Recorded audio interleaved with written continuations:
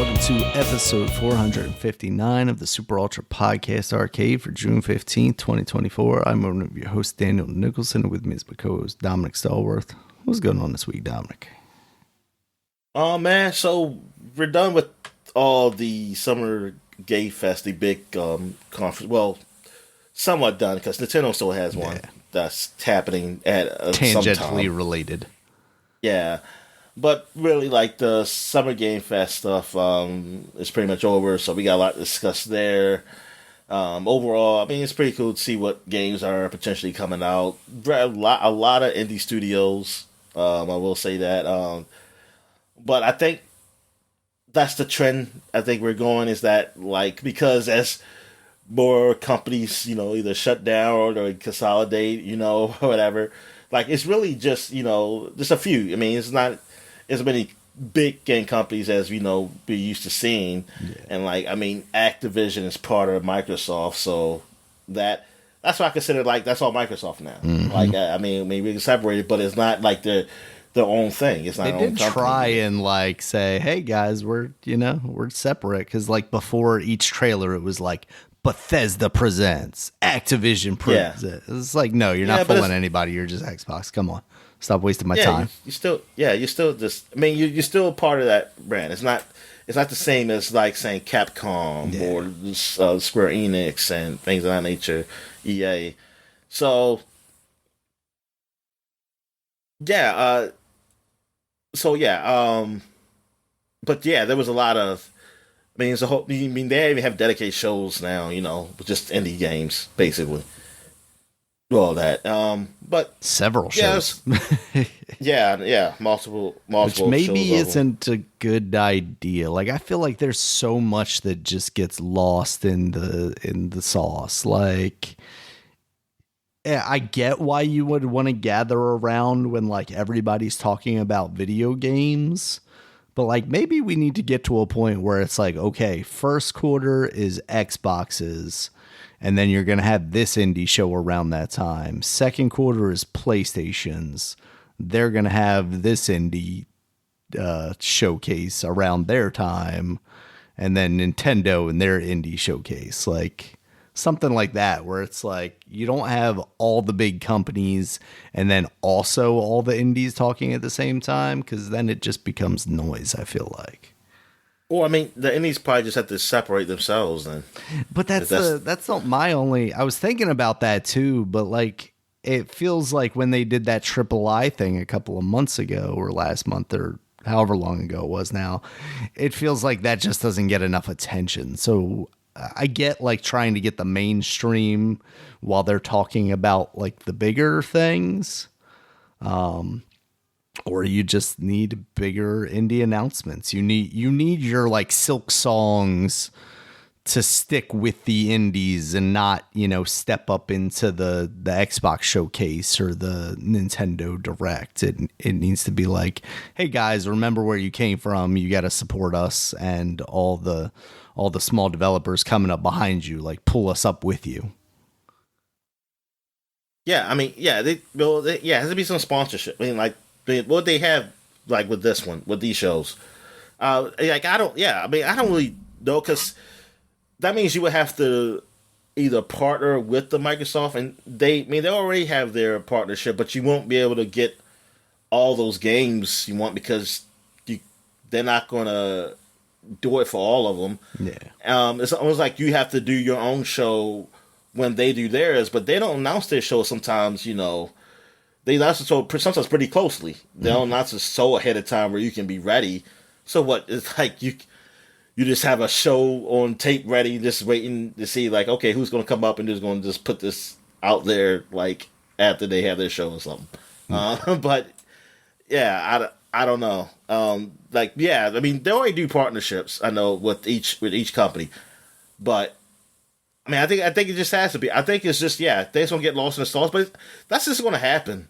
I mean, it's too many companies. I mean, it's too many games. Yeah. Something's going to get lost. You just got to hope yours isn't. I mean, I don't think there's anything you can do about that. No. I think that's just the way the cookie crumbles. I mean, that's just the way it goes.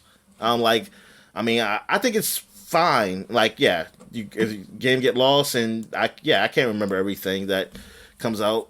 I remember some things, but somebody's gonna probably find a gem, Yeah. and they like, and hey, you just hope that it happens. I mean, I think you're always rolling the dice with this, but I think it's the only chance you can. I mean, it's the only thing you can do. Yeah, absolutely. Really. Get yourself on a bigger stage. So I guess we get down. We can go quickly to sports. But sports with me is Orioles. They're still doing great. They're behind the Yankees. They're playing Phillies right now. They, as of this podcast, they lost the first game against the Phillies. It went to extra innings, and there was like a delay because of rain, so it went later. But they ended up losing to the Phillies. I forgot the final score was, but it was a good pitching game. Anyway, I mean, like the bats really didn't get going for either team.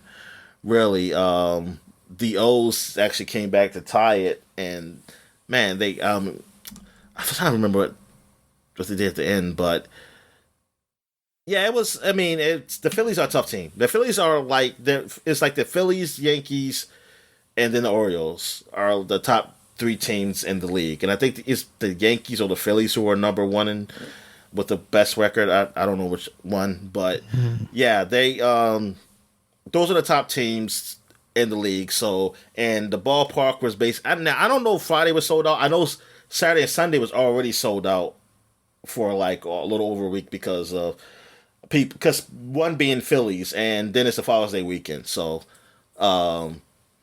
that's just like that was just a bit that's really sells it because Philadelphia is just down the street. So I mean, I said down the street, like well, it's just an hour or so away. Yeah, and then you have probably Philly fans most likely coming down. Then of course the Orioles fans want to see, and then the Phillies are a good team, and the Orioles are a good team, so it's just a good mixture for a great weekend. I'm hoping the Orioles can at least win these next two games. I was really hoping they'd steal the first one, but they couldn't get it done. But those they're looking good.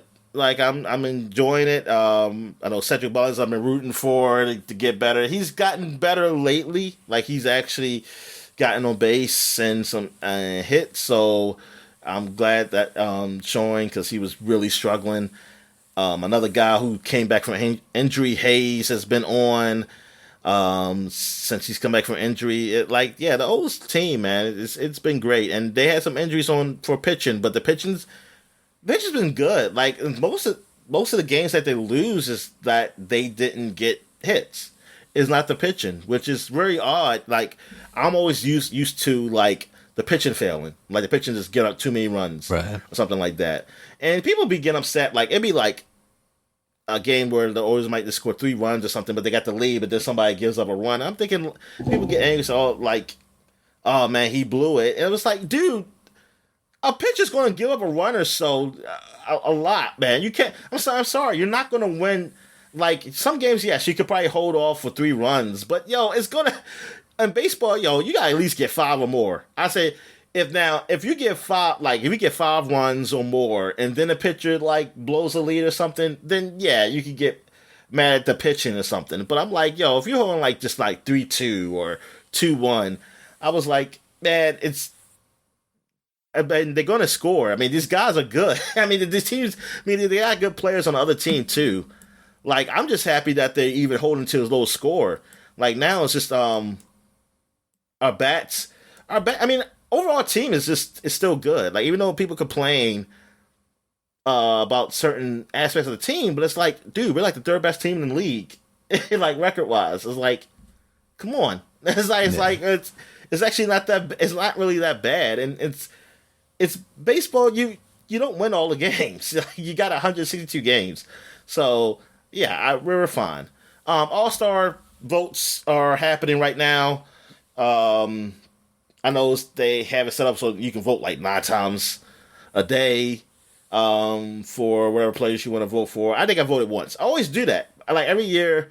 I mean, not every year, but every time if I do vote for the All-Star game, I never vote. I never do like the max. I always just vote once. I just do like a normal ballot because I don't know. I'm just not into it like that. I mean, I do want players to win, but I'm like, hey, I'll just put my one vote in and hope that somebody who has time to waste, and to keep doing that, to keep voting for those players or whatever.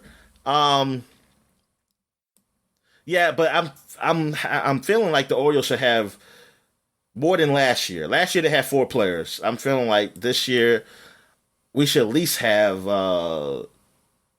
2 more. I say 6. I say we should have 6 players at least to go to the All-Star game. That's I say starting, just going, like just at least going. We should have a few starters though. I think Gunnar Henderson should be starting. Adley Rutschman should be starting. Actually, see Gunnar, I gotta know who's the other shortstop in the American League that could possibly replace Gunnar, but I don't think so. I think it should be Gunnar. Adley Rutschman should be starters for the All-Star team as of right now, anyway. Other things. Oh yeah, basketball. We are in the finals. By the time you hear this podcast, the finals probably be over. Maybe. Right now, Dallas did avoid the sweep. They won game 4. So they're still in it. The NBA was like, yeah, it's like they didn't want that sweep. They need to get all the money they can. It's looking like Boston's going to win.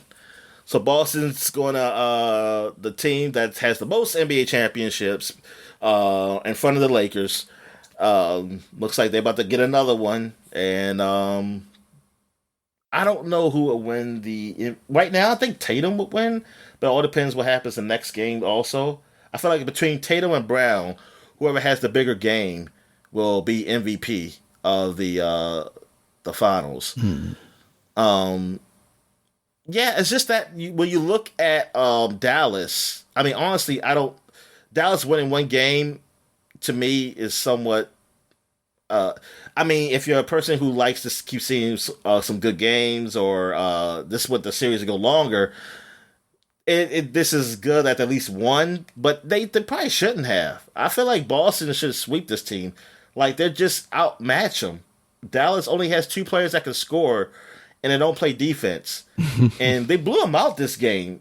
See, and to me, that's more suspicious than a close game win.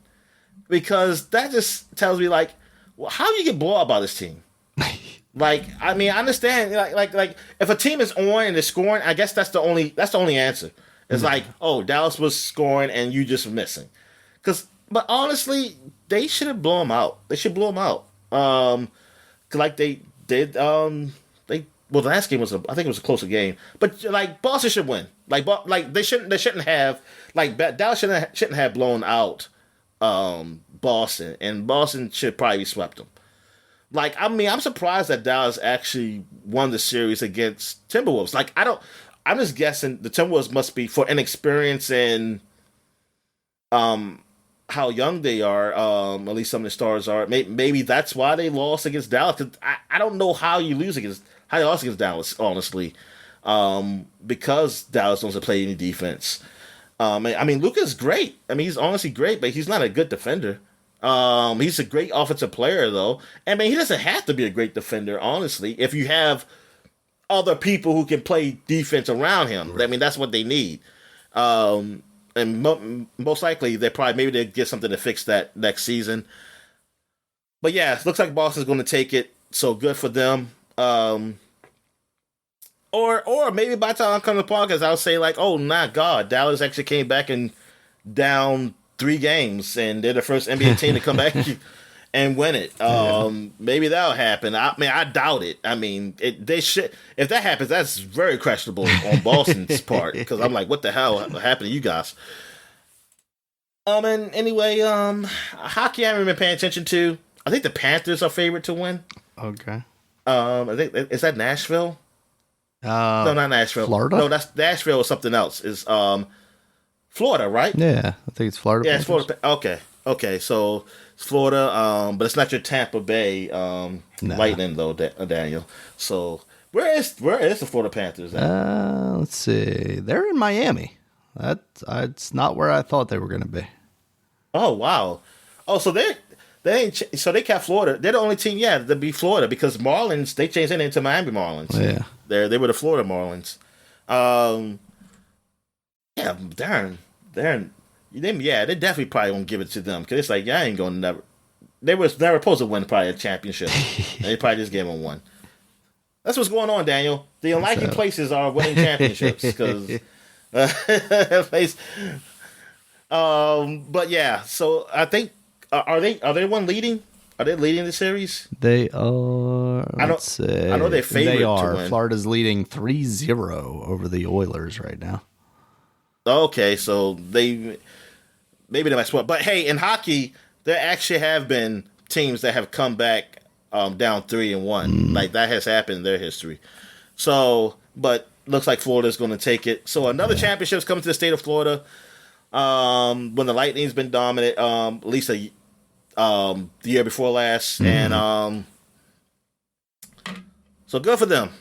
I think that's it for sports, really.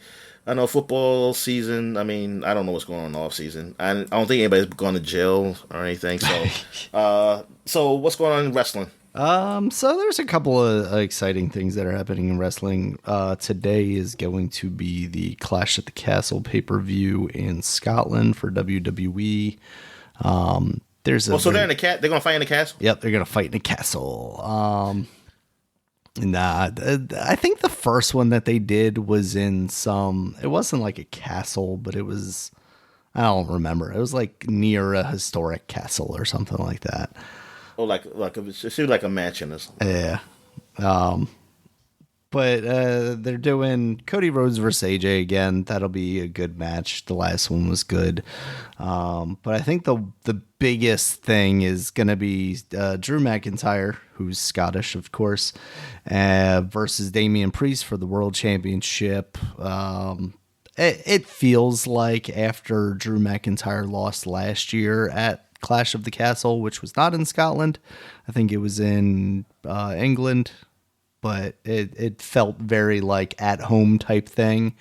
Then he lost there to Roman Reigns, and I feel like they've got to give it to him. Damian Priest isn't really doing anything as champion right now, but I would not be entirely surprised if they had CM Punk come back and screw Drew McIntyre again. They've been building that feud basically since before WrestleMania, and that's what cost Drew the title at WrestleMania, where he did win, but then got cashed in on by Damian Priest. I'd really like to see Drew with that title for an extended time, because when he won it previous to WrestleMania, where he only had it for a couple of minutes, it was during COVID, had no fans, so he never really got a chance to be out in front of fans as a champion. The other interesting thing that's happening in wrestling right now is NXT is having a crossover with TNA. So we're also seeing around this time, this is when AEW does their Forbidden Door pay-per-view, where it's like, okay, AEW stars versus New Japan stars or people from outside of the company, which kind of happens regularly. So it's not as big a deal as it kind of once was. But this is usually when you see the bigger New Japan stars, like you're going to see Jon Moxley versus Tetsuya Naito, who was previously the New Japan champion, but currently it's Jon Moxley. But in a similar fashion now, we're starting to see TNA wrestlers show up in NXT and vice versa. So this is the first time that we're actually seeing, like, post Vince leaving, potentially like the full results of that. Like Triple H has shown that, you know, he's more willing to talk about other companies, talk about people coming from New Japan, having previous careers other places. And now we're actually seeing kind of a talent exchange between the two, which I think is very smart, and it's very clever. I mean, we saw a similar exchange when Kenny Omega was the TNA champion for a while there. Obviously, it works better with NXT level talent for WWE, because, like, I don't think they necessarily want, like, main roster guys losing to TNA guys, even though there's absolutely some talent over there that I think they would be willing to put over. Especially with the potential for them to eventually come into WWE. But to kind of have NXT as their sacrificial brand where you can have some of they're still not going to let their top stars lose. They just had a kind of pay-per-view style thing, a bigger NXT event. I think it was last weekend. I haven't gotten a chance to watch it though. Where Jordynne Grace, who is the women's champion in TNA, faced Roxanne Perez. And of course there was kind of a wonky finish to it. So, Jordynne Grace lost, but for reasons, outside interference and whatnot. So it didn't make her look bad or anything like that. Yeah, but that's kind of where wrestling is right now. There's a lot of cross promotional stuff, and that's really interesting. So it's pretty cool right now. Yeah, that's awesome. Yeah, so where are we at here? What we've been watching? Yeah. So I know you watched a lot of Milk. I'm trying to think of something. What have I watched? And South Park. You want to talk about that at all? I haven't finished it. I mean, if you haven't finished it, then just wait, because technically I didn't finish it either.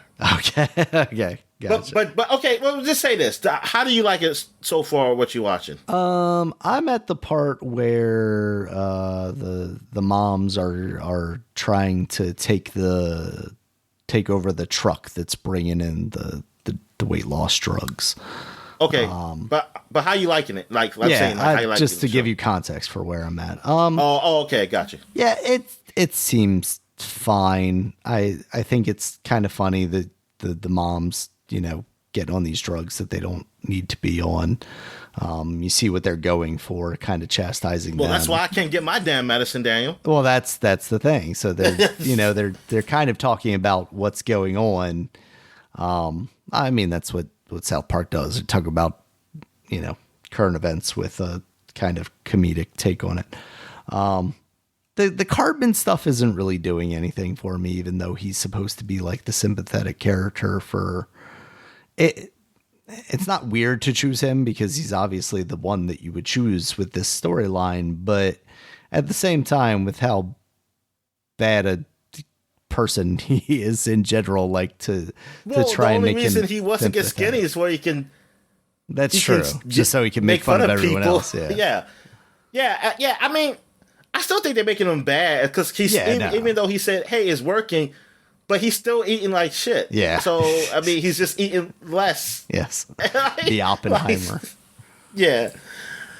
But yeah, I'm not. Yeah, it's okay. It was okay what I seen, and I'm gonna, because I haven't watched. I mean, I haven't gone back to it in a while. That episode, and I didn't finish it, so I gotta go back, and I'm probably gonna start in the middle or something because I forgot some stuff. Yeah. But I mean, yeah, it's okay. I mean, it's okay. It is dealing with something that's kind of current, and I wonder what's like going on with South Park. Like, are they going to have seasons anymore? Or are they going to do these specials, which I'm fine with? Yeah. If they just do these specials every now and then, I mean, I think that's okay. I mean, I'm just curious. Yeah, what's the Yeah, because it's almost like then you don't have to worry so much about filler, stuff. Yeah. I mean, they were doing less episodes also. Yeah. But I don't have to worry about. Well, sometimes they would take a break and then be like, "Oh man, come on." Like when are you coming back? And then so I'm okay with these specials coming out. But yeah, this one, I want to add of all the specials that come out, I would think is probably closer to the bottom. I don't know. I mean, I have to think of something that's worse because I can't think of one of the specials that's one I just didn't like. Yeah. I mean, it was one of those COVID ones that were okay. But yeah, I would have to look at it again. But this one it doesn't compare to definitely the one before that one, and some of the COVID ones. Now, what was one before that? I think the one before that I really liked. I forgot what it was about. Was that the Disney one, the merger one, or the Kathleen Kennedy one? Rather? Yeah. Well, you know what? I think I still like the Disney one better, even though that was okay too. Yeah, well, never mind then. It was maybe it's the one before that one that was really good. It was something that was really good. I thought was really funny because you usually saying it was funny too. Maybe it was the one before the Kathleen Kennedy one. Specials. Let's see. Of course, they're not going to make it easy for me to find just a list of the specials. Where is it? Was that specials? The one joining the Pandaverse, not suitable for children. There was that one. Yeah, not suitable for children. I think that's what the credible, the cred one. Yeah, prime one, essentially. All right, so Laudermilk. So I finished the series off, but you're in season 3, which is the final season of the show, and hopefully the popularity of Netflix can help it so it can get another season. Definitely, because it's like you said, and you having seen it have a little more context for it, but yeah, it feels like you have these characters that they do a good job of pretty quickly establishing is what seems like they will be main characters, and then they just kind of disappear. And the show has enough going on that it's not like distracting. But then when you go back and you like think about it, it's like, man, what happened with this person and that person? And it's like you said, like the masseuse, and it's like, well, I kind of forgot about her, but at the same time, if I think back to that episode, yeah, it seemed like she was going to be there for a reason. Yeah, exactly. Because she said she moved or something, and so she came to AA here, and she helped him with his back and everything. And then it was also some little something. She almost building because the way he looked at her, and then it kind of I didn't see her anymore after that episode. Or like, they're just like to be these side stories with like the one guy in the AA group who committed a crime, I will say, without spoiling it too much. Yeah, and like he's kind of been there the entire time, I feel like, or at least you've seen him. Yeah, you always see him. Yeah. He's just one of those guys that didn't talk. Yeah, and then just all of a sudden he becomes like the focal point of this one episode, and then kind of I think for a second episode a little bit, and then of course, I mean, that makes sense as to why he disappears, but it's kind of weird that like they don't utilize him, then all of a sudden he's kind of the focal point, and then I mean it all serves its purpose. Like it's all still very good, it's well written, it's funny. But at the same time, it's like it feels like there's so much potential that isn't necessarily being fulfilled, you know? Yeah, like the first season with the Cutter incident, I understand because of what happened off screen. Yeah. So, I totally understand with that story, but yeah, I wonder what was the idea. Like, what was the idea? Was there an idea that you had something going for these characters, or was it always just going to be, it was just this episode and nothing there after that? But overall series, man, I think it's a good series. It's a great series. I really like it. Mm-hmm. I mean, I'm going to mention it because I don't want to spoil it. Have you seen the episode where they go to, have you seen the episode when they deal with, they go golfing? Yes. Have you seen that? Yes, I have seen that. Oh, so you have seen? Okay. Yes. I like that episode. That was good, man. And they go to women's what's it called? Like the class to how to treat women, basically. Yeah. Women how to respect. Yeah. What basically did they call it? That was pretty. That was good. And like the guy, I mean the bookie guy, he's the one who really got gender sensitivity training. That's what it is. He got in trouble because he kept saying the wrong things, and I think like Lava wasn't saying nothing really. Yeah. He was trying to get them to shut up though, like just stop talking, because they were just making it worse and everything. And it's. But it's cool how Muggsy, like how they make Muggsy grow, though. Yeah, and that's nice because he's been a focal point the entire show, and definitely kind of one of the characters that are like, yeah, this guy is like, there's no helping him. Essentially, I think even Loudermilk says that in that episode. He's like, you can't help these guys. These are the worst of the worst. Yeah, exactly. Yeah. I was like, look, sign off on the thing and let's go. Yeah, exactly. But Muggsy, I mean, hey, that shows that Muggsy got help. But I think the other two guys, like the old guy stuff, I was like, you're wasting your time. Oh yeah, it's like this guy. Because what was it? The lady said, they asked a question of what is gender neutral or something like that, or gender something that's kind of like you don't treat it any differently, like the two genders differently. Gender I forgot blindness. what the term was. Yeah, but because he said, is it like when you go to a masseuse and you ask for the happy ending? But they bring in a man, but you don't say nothing. You don't say nothing. Oh my God, that man is a freaking freak. It's like, good God.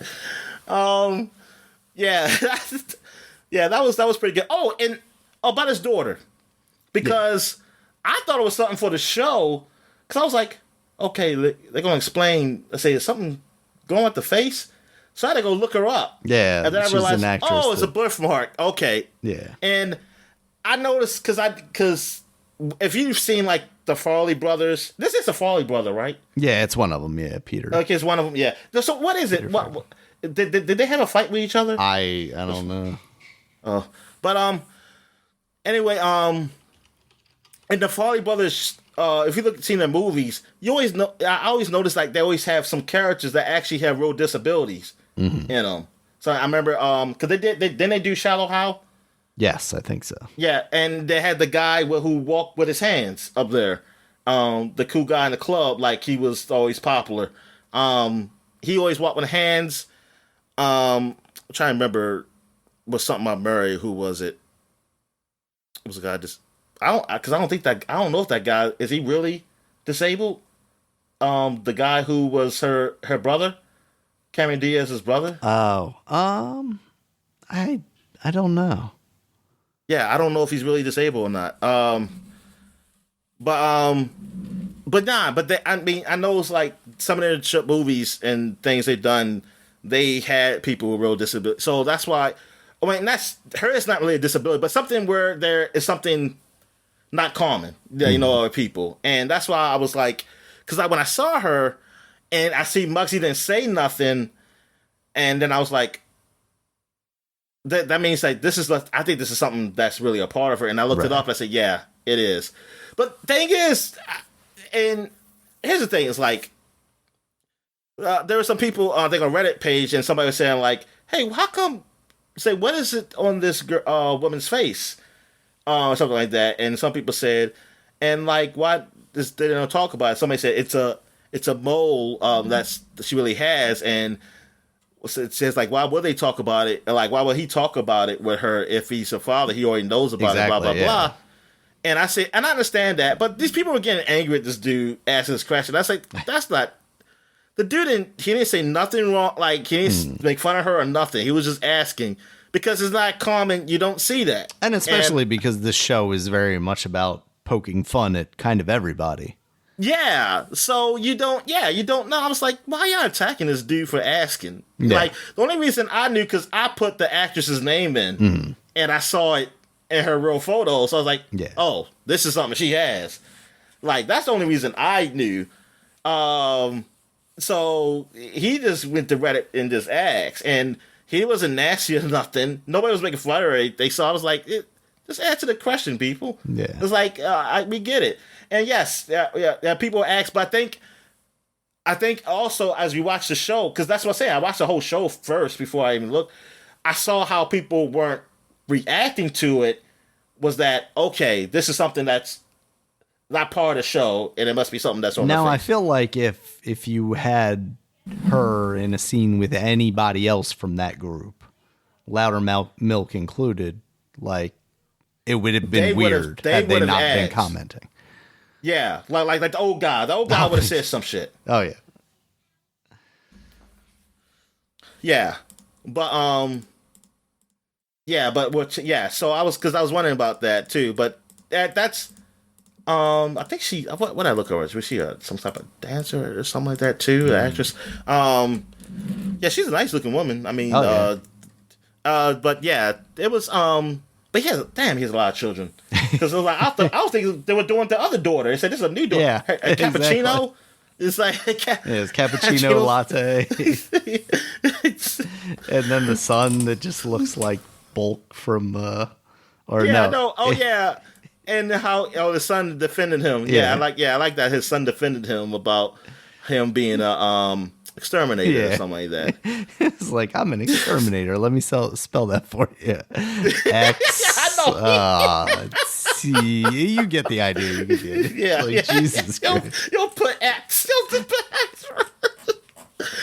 Yeah, that show it's hilarious, man. Yeah, I hope it gets some play. It kind of. That show, it kind of feels like how Ted is, like kind of, it has some like little raunchiness or like stuff, but it's kind-hearted, at the same time. Did you know, Dominic, that Peter Farrelly directed Green Book? Green Book? Yeah, the one with Mahershala Ali and what's his name? Yeah, and from Viggo Mortensen? Yeah. Yeah. Oh no, I didn't know that. I had no idea that he directed that movie. That wasn't a comedy. Hey, the first line of Wikipedia says it's a biographical comedy drama, Dominic. So, what was the comedy part? I don't know. I mean, it had something funny, but no more than any other drama. Yeah. I don't know. Yeah, that's weird. Is Peter Farrelly American? Yeah, they were raised in Cumberland, Rhode Island, apparently. Yeah, because why did it... They were born in Pennsylvania. For some reason, I thought it was a British movie. I thought a British guy did that. Yeah. I mean, not like some reason. I thought it was a British film. I mean, even though it was not British, like a British company or something for some reason. Even Looks like the last movie they worked together on was Dumb and Dumber 2 in 2014. I can understand that breaking them up. Yeah, pretty much. So stop.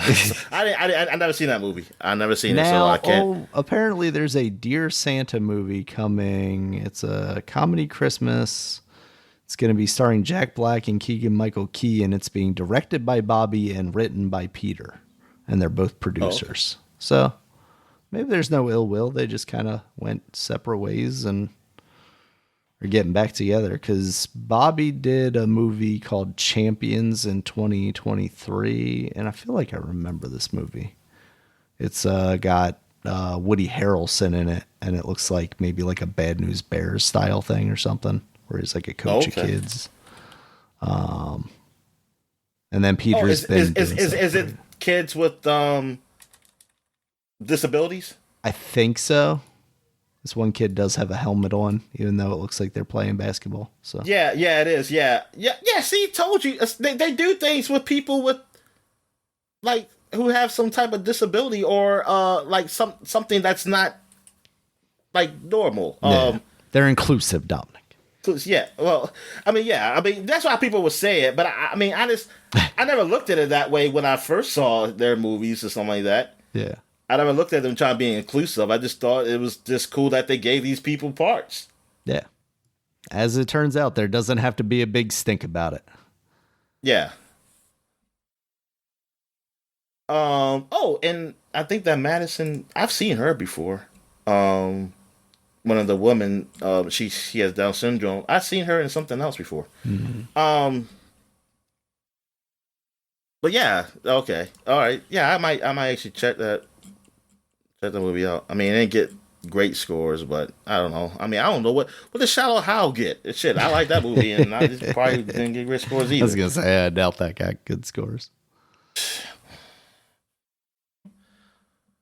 All right, so where we at?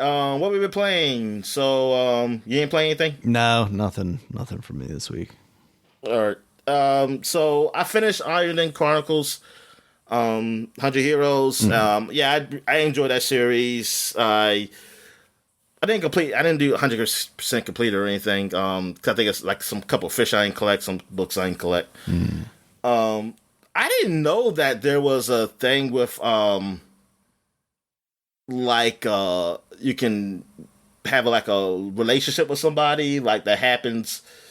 They're the last battle before the last battle. It all depends how many times you interacted with the person. And I didn't know there was a thing in this game for that, like a relationship. So, but apparently, like whoever you talk to most talks to you. Now, it doesn't have to be love or anything.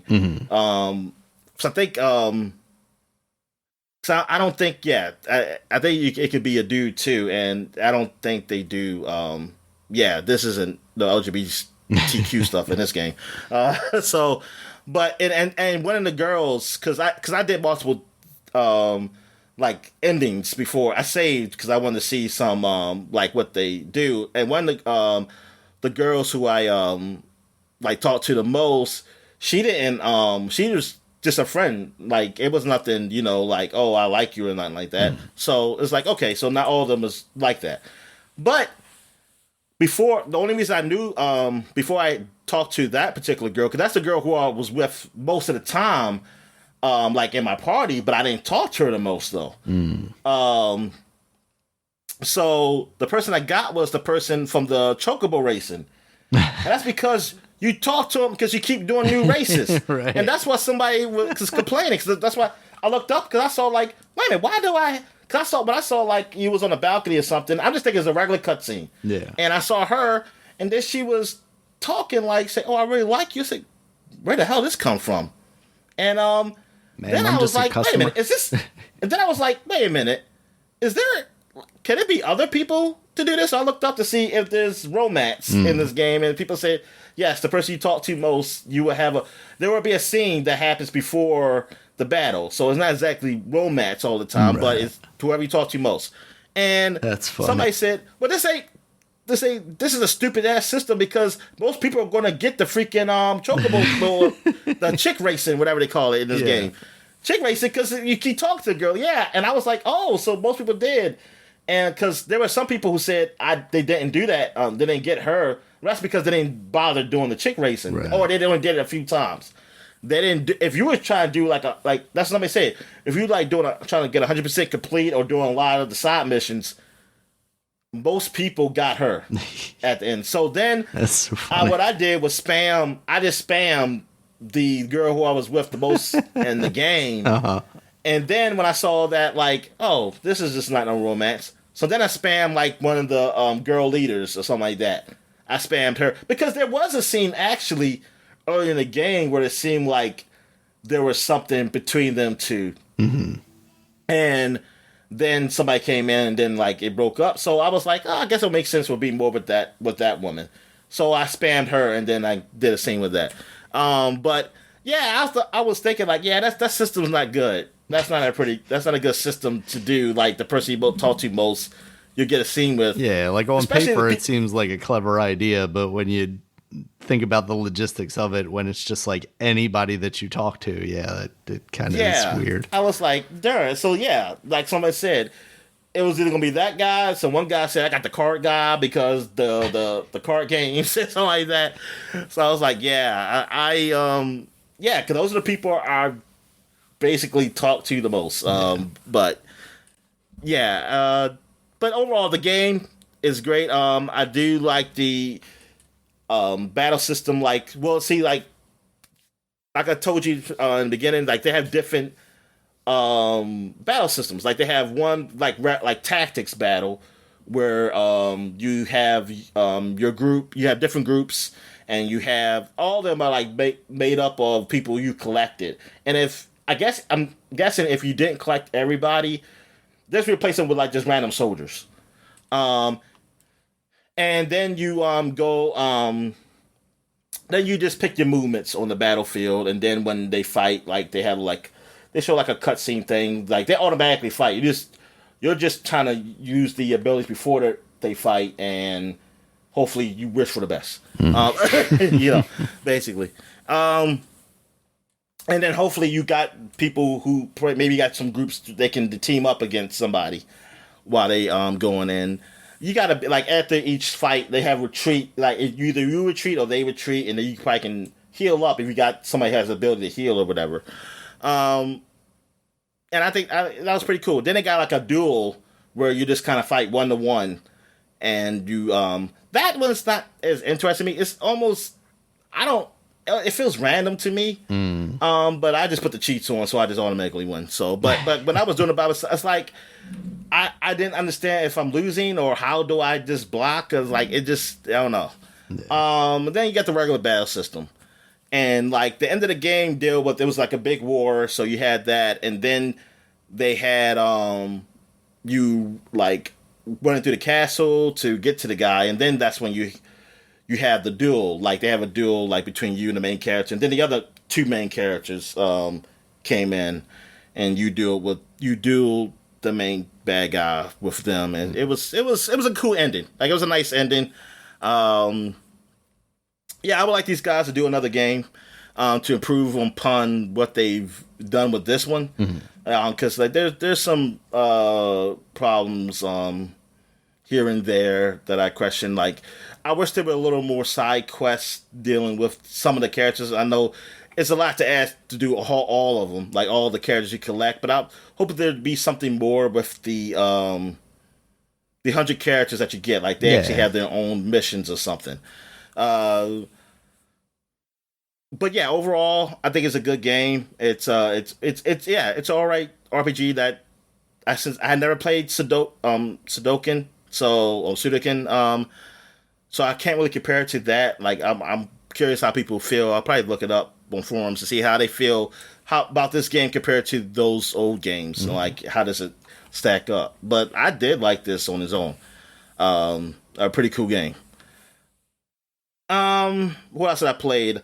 I played Octopath Traveler. Since I finished this game, I was like, Octopath Traveler is on Game Pass. I was always interested in this game when it was first announced on the Switch. So I said, yeah, let me go ahead and give this a try. And it's all right. I mean, the look of the game, of course, is really the thing that really jumps out at you. Yeah. The 3D-ish pixelated look. The battle system is interesting with you building up charges and unleashing them. I think the max you can do is 4. So you can build up a charge, which charges your abilities also. So you can be like, hey, I can charge up either an attack or even like a defense or something, or like some type of ability that might help you, or like kill you or something. So that's pretty interesting. Also, the way the game starts, like you can pick the character you want to choose to start with. I chose to start with this knight, and then I did meet another character after I finished his first episode story. I guess each character has his episode of story. I guess it's gonna be another episode I have to deal with him. But I can go anywhere on the map to meet another character. So I met this other character, and then you can choose to continue this. It's like I don't have to, like their prologue, I should say. And which is basically like the first episode, but you don't have to. So I'm guessing they could just join you, and you don't go through that story or anything, and you just continue. I guess if you want to just continue your main character story, I guess that's what they're saying. Like, hey, maybe you don't want to continue this guy's story or something like that. Or it could be maybe I'm guessing that's good for another playthrough. If you're doing like another playthrough, maybe It's like, hey, I don't want to go through this episode again. I just want to see this person's story.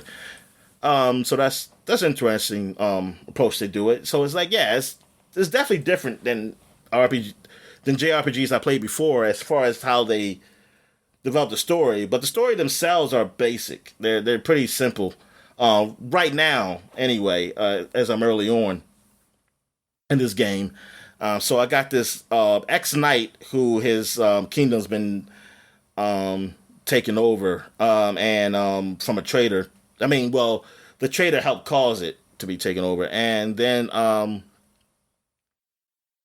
the other character who I found was this young girl who's a trader, and she has a family. She comes from a family of traders, but she wants to travel. She'd rather be a traveling trader. So that's why she joins you. so she can travel the world and learn things. So now, I was also like, since seeing all this stuff with Summer Game Fest, I was like, see, they showed off Dragon Age, so I was like, oh, okay, so let me go ahead.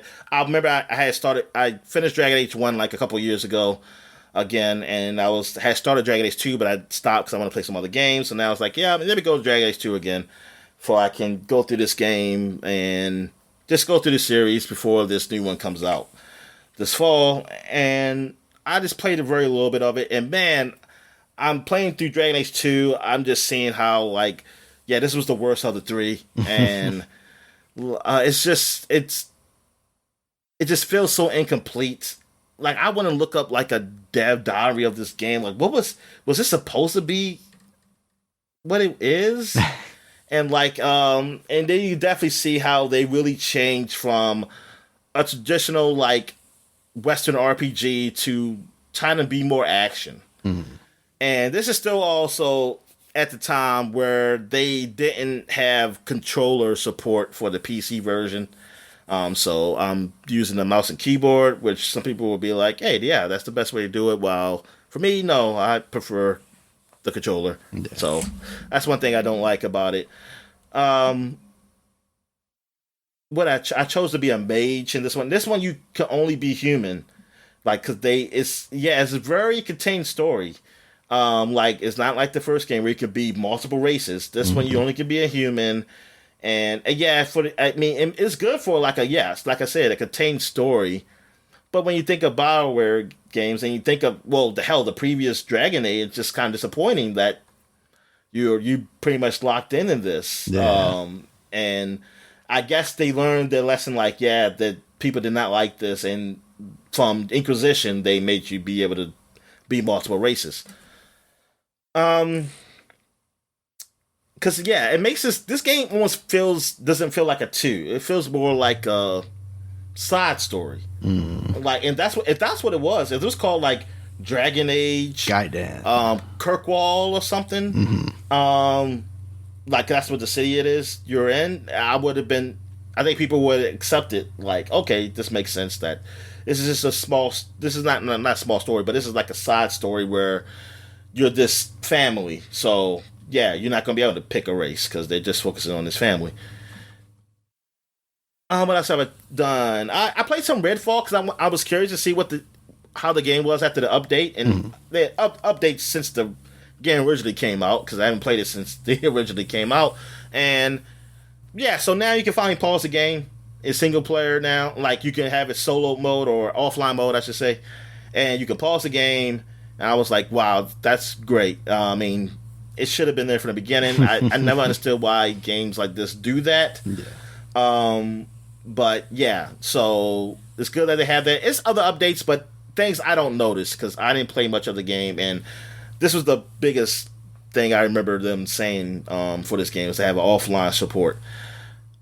I played through the game a bit just to see how I like it, and like, I playing on PC, and yeah, I remember initially playing and saying how like optimization wasn't good with this game, because of like, this game visually is not great at all. Like, it looks just as good as what Dishonored, and that's a 360 game. So in this one, the optimization doesn't seem like it's still that great. I think it's running better though. It's running better than when I initially played this game. It definitely is running better. So they did do something with it, but it's not great. Because like I said, it's just like, visually, it's like, this game, it just looks like a slightly better 360 game, basically, or like a low end Xbox One game. But yeah, it's still not great compared to, like, when you compare to games like Dead Island and Dying Light. This doesn't hold a candle to it, because it's just not a lot of action in between going to places like those games. Like, those games, like, yeah, you can walk to place where there's no zombies or something, because you don't want zombies just constantly, because it makes the game go too slow because you got to keep going to zombies. But the pacing of those games between that time of going to place and fighting zombies is much better than what this game is. Because it's just be a whole lot of nothing, and like you just walk into the city and stuff, and yeah, it just seemed like it could be better. I mean, this game could have been better, but I think, but there has been reports we've seen like how they felt kind of rushed with this and everything. So yeah, this wasn't up to the standards, basically because they probably want to give it a chance. Maybe they would give it a chance in the full resources when they were gotten Microsoft. Because they were working on this game before, yes, Microsoft got them, but if there was any trouble, I was hope like Microsoft would give them more resources to work on it to make it better. But it seems like that didn't happen. No. All right, so there were some demos. Oh, well, before I get to demos, I'm sorry, I forgot Manor Lords, because in Jeff Keighley's show on this Summer Game Fest, he was showing how these indie games were doing really great so far on Steam, like some of the most played games, and Manor Lords was up there, and I was like, I knew what the game was. It was an RTS game, a real time strategy game, where it takes place in like the plague era of England or whatever. So it's kind of like you're building up this town or this to I guess a kingdom, maybe something like that, a manor, I guess you say, and you're just managing the people there, and like them, getting the wood or honey animals, and then you build up a granary and stuff like that. Yeah, I just got up to that point basically. I just got like 5 families together on this, and nothing really big happened while I was playing. So these games take time. Like, I was just very early on. Just trying to get a feel of what the game is. And I see the appeal. I see why people like it. And it seemed all right. It's still in early access, I want to say. It's not really officially out. So they're still improving on things with this game. But, I do see why people like it. And I mean, these are the type of games I used to always play all the time. Like Civ was a turn-based one, but I like Civ. I liked Warcraft and StarCraft, and what other game had I played similar to this? Some Roller Coaster Tycoon or something like that. Like anything with strategy, like where you feel like a god basically, and you just managing the people, the folks, and you're having some type of control over their lives. I enjoy that. So some demos, because they were announced at some of these shows. One of them I played was called Parcel Corps, which is you play as a basically a bike delivery guy, and it has you can do tricks with the bike and things of that nature. It's pretty simple. The graphics are like shell shaded kind of looking graphics. Okay. It looks all right. Like graphically it looks all right. It doesn't run that well, but it's an alpha, as it say. So I'm imagining it can run better. Or maybe my PC, they just don't optimize it for my PC anymore because I'm so outdated. They say, nah, we're just not going to bother. Even though this game doesn't look doesn't look demanding at all. But yeah, so you go through, like, you have to take this parcel, whatever you get from a person, and get it to deliver to whatever they tell you at a certain amount of time. And you have to do that going through traffic and stuff. And you probably can find some shortcuts so you can jump and do tricks and stuff like that and give you points. So you get like scores on each run and things of that nature. And it seemed all right. I mean, it seemed like a pretty cool, fun game. I also play a game called, I don't know how you pronounce it, Pipistrello. You play as this rabbit that looks like he's been beat up or whatever, man. Like, I don't know what kind of art style they're going for, like the look of the rabbit. But it's a pixelated game with like a top down view action game where you kind of go through dungeons, areas. I guess something to like what a Zelda is, but it's not really like a Zelda. I don't think. But you got a yo-yo. and use your yo-yo to kill the enemies like normally. Like you see enemy just hit it with the wherever the action button is with the yo-yo. But it also got a point where you can kind of solve puzzles or even kill enemies with if you hold the trigger button and shoot the yo-yo, it goes longer. And if you can bounce it on angles along walls, you can kill enemies or do something where you have to grab a key or go through a puzzle or something like that. So there's some cool ways to use the yo-yos. I'm only played very little of it, but I can see it like, oh, it has, it's all right. Like I like the appeal. Like I like the whole mechanic with the yo-yo. That really what makes the difference, from other games that I played that's similar to this. So yeah, I'm curious to see what I think it comes on this year. So I'm curious if anybody does play it and like how they feel about it and what they think of it. So far, I mean, I think that's it plays all right. It's probably the better of the two that I played. Well, I played more than two. I think I played like 3 demos. One of them I didn't really finish. I didn't really do much to really talk about Mexico 1921. That was the. It's a game that's. I think the president died in Mexico around that time, and you're playing as. Well, I started as a detective. I think you'd be a reporter. Actually, am I a reporter or a detective? I think I'm a reporter. Yeah, I'm a reporter, and you're kind of, I guess, filling out clues and stuff. I haven't really played long enough to really know like what exactly do you do? Are you trying to solve like who did it or what's the or is it just a point? It seems like more like a kind of not really point and click adventure because you are moving the guy, but it feels around there like that vein of kind of game, and it has an art style that's very different, almost I'm not clay, but maybe like paper, like mache kind of. It looks weird, kind of look to it. There was another game I played too. It was like a roguelite. I think it's called Olden something because did seem like it had something to do with Norse gods and things of that nature. Let me see here. I think it's in my library here. Yeah, Odin Fall. Yeah, you look like you played as woman Viking warrior. They didn't let me choose my character, so I think you only can be this woman, unless that changes when the whole game comes out.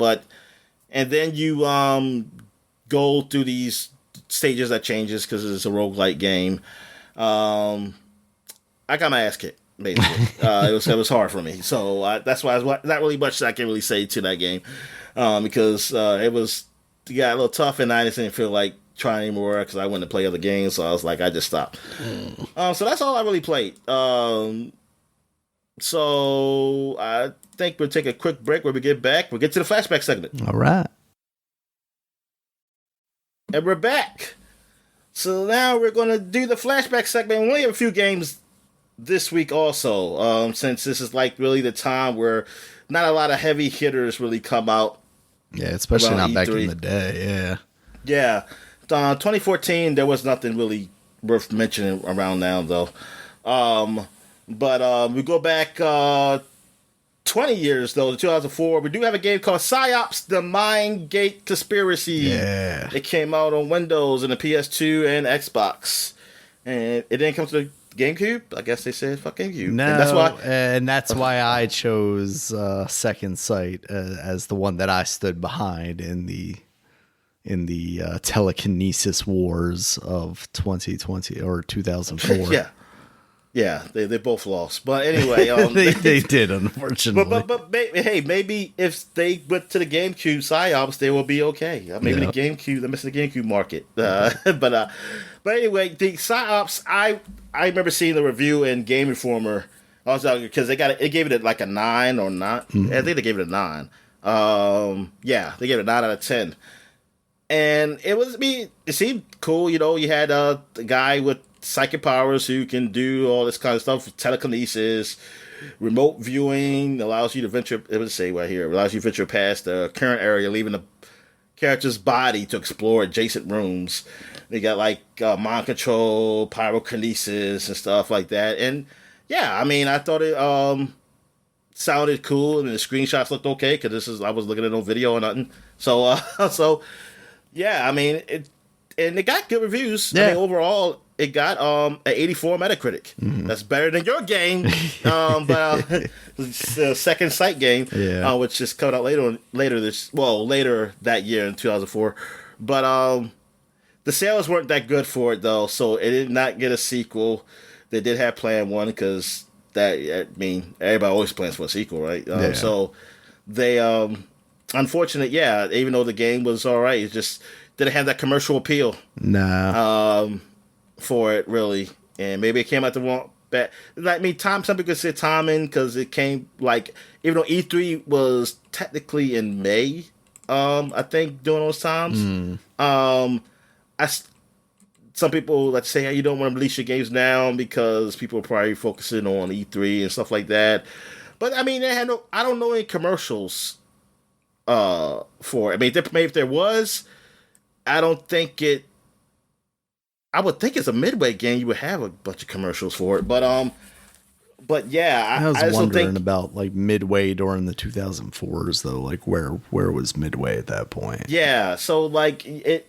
If it was it in, I don't remember it being wrestling or nothing like that. So, yeah, man, it's just that nobody probably really knew about it. This game. So that's just that's probably just unfortunate. Also, Front Mission 4 came out. That was of course Front Mission's the Square Enix game, the tactics game that's famous. You know, people like that game. I never really got into it. Nah, me neither. Yeah, I just never. I played the demos. I never played the demos when I was younger, like Front Mission 2 maybe or 1. But never really got into the series. The cover is so weird. It looks like a Sims game. It really is. Having this like this mad woman, this Like, show me like the mechs. eyes closed. Like are their eyes closed because their minds are in the mechs? I'm guessing. I never knew how Front Mission worked. I mean, I just always assumed that they crawled in the mechs like like Right. Gundams or something. But maybe they don't. Maybe it's a psychic connection thing. I have no idea. Or maybe they're just sleeping. Maybe they're not even part of the mechs. They're just sleeping in this. I don't know what the hell why the hell they had that picture like this. But it got a 75 on Metacritic, so I mean it was all right. Electronic EGM gave it an 8. Fabutsu gave it a 32 out of 40. Game Before gave it a 7.25. The lowest score I see here is IGN gave it a 6.8. Let me see here. It's sold quite a few copies. It was the top selling game during the week of Christmas in Japan. It was re-released alongside other titles in the series in Square Enix's Ultimate Hits line on May 11, 2006. So yeah, I guess it sold well for that time. Man, if you ever see some sales like this now, Daniel, man, that is a horrible. That's gotta be hey, man. It just people would get fired. Everybody would get fired. I mean, it was just man, the whole studio would just be closed. It'd be bankruptcies and stuff like that happening if they got some sales like this. 260,000. I mean, this is only Japan, but I want to see what the U.S. sales. This can't be but so much. Why do they only have Japan sales? I don't It's get a that. very It's important game in Japan. Yeah, but it came in the U.S. also. And this is the one I'm talking about. I'm not even talking about Japan. Yeah. I'm talking about North America. I wonder if it's because like maybe numbers are easier to get in Japan, like that stuff's available, whereas in America, like these companies try and keep it under wraps. Yeah, that may be so. And plus, it's easy to probably count them when they're all on that island and not spread out all around. In a big country like America. I mean, I just pulled that out my ass. I mean, that's not true at all. It's just one man going door to door to every Japanese household. Yeah. Did you buy this game? No? Okay. What else? I think. Oh, that's it for 2004. So now we're going back 30 years to 1994, and we got Donkey Kong on the Game Boy has come out. I mentioned it actually like a few weeks ago with the what was it, Mario versus Donkey Kong one that came out. So like how they were pretty close to their anniversaries. So this is like the original one. See, I always thought this was normal Donkey Kong, so I never thought it was like some type of new take on it. Like I just thought it was like basic Donkey Kong, just maybe a new levels or something like that. Yeah. So I mean, like, you know about this game more than I do, so you can talk about it. Yeah, I mean it's basically problem solving stuff instead of like your traditional Donkey Kong. I really liked like the Game Boy Advance games. That's where I came into them more so than this one. But I think it was definitely a clever like evolution of those original, because it's not the Mario traditional platformer game. Instead, you're just using the jumps to get around the levels and kind of solve puzzles essentially.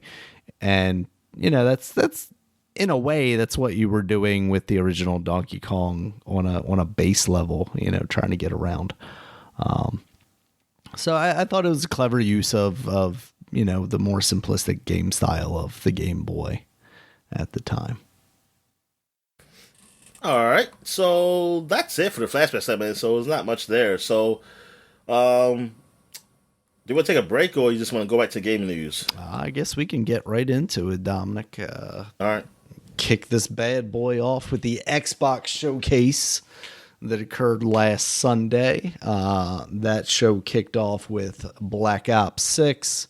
That, of course, is happening during like the Gulf War, early 90s. Or Blops, as I like to call it. Blops, yep. That's what the kids are calling it. Yeah, I mean, it looks fine, but it looks like just another Call of Duty. I don't know. I've played one Black Ops game, maybe, and that's the original. I feel like I don't know if I ever even got around to 2. I definitely did not play 3 and on. The fact that we are at Black Ops 6 is just like mind blowing to me. Now, one of them was one of them just a multiplayer? Was it?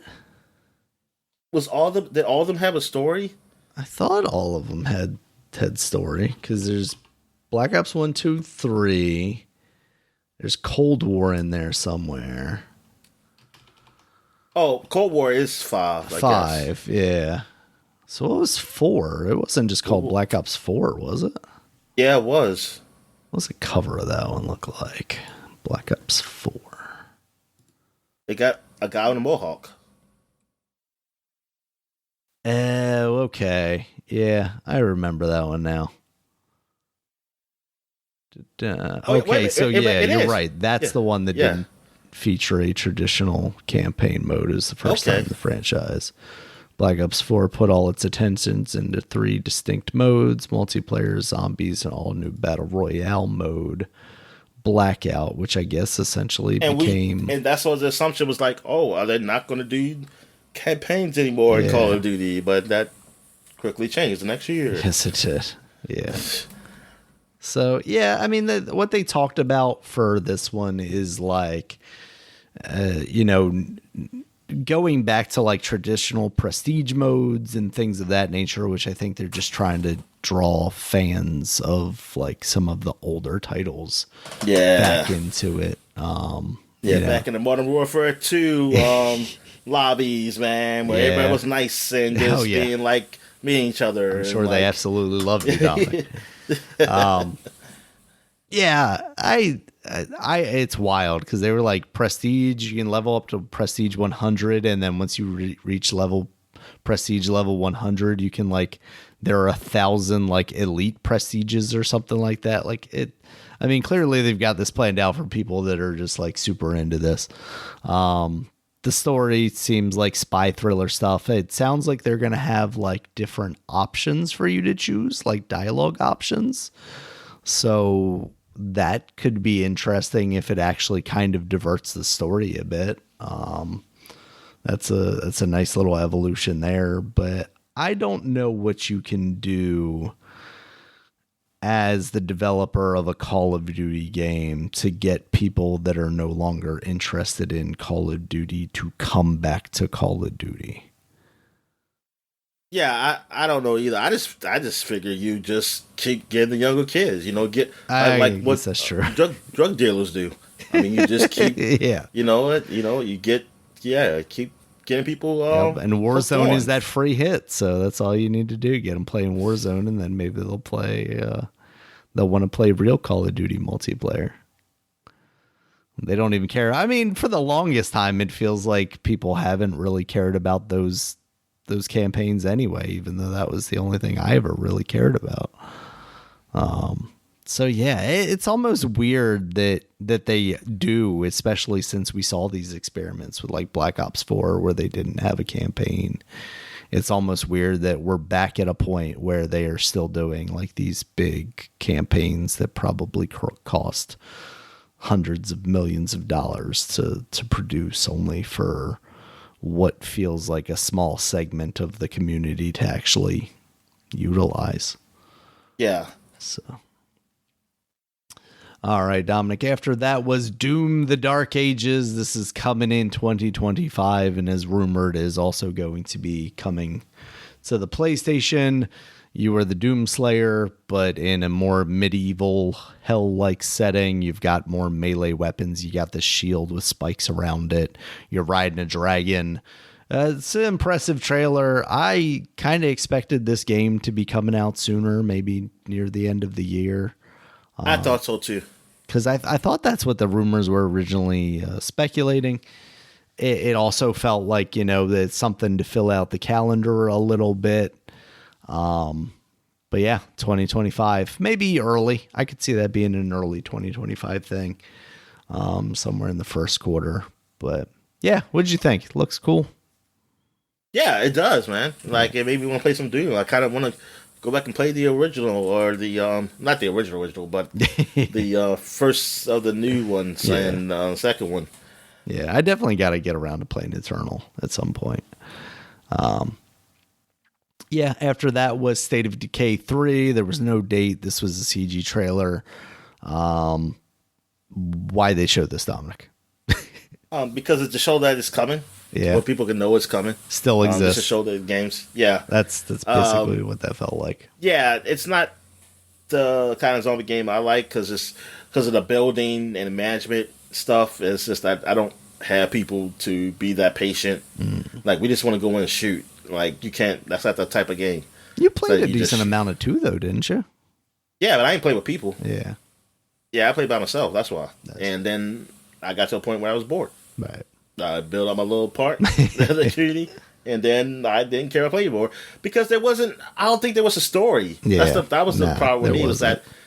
Yeah, because it's like how Power World and all those type of games are, where the survival games. Is that there isn't like a real. I want an end game. Like I want a like end game as far as story. Like, hey, the story ends. Now, if you want to play after that and do shit, fine. But I want a story where it has something to progress to and things of that nature. But it just didn't have. It doesn't have that. So I kind of lose interest. I got you. All right. Next up was Dragon Age: The Veilguard. This is what was the Dreadwolf? That's what it was originally called.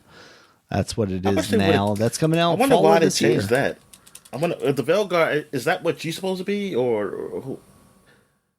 I don't know.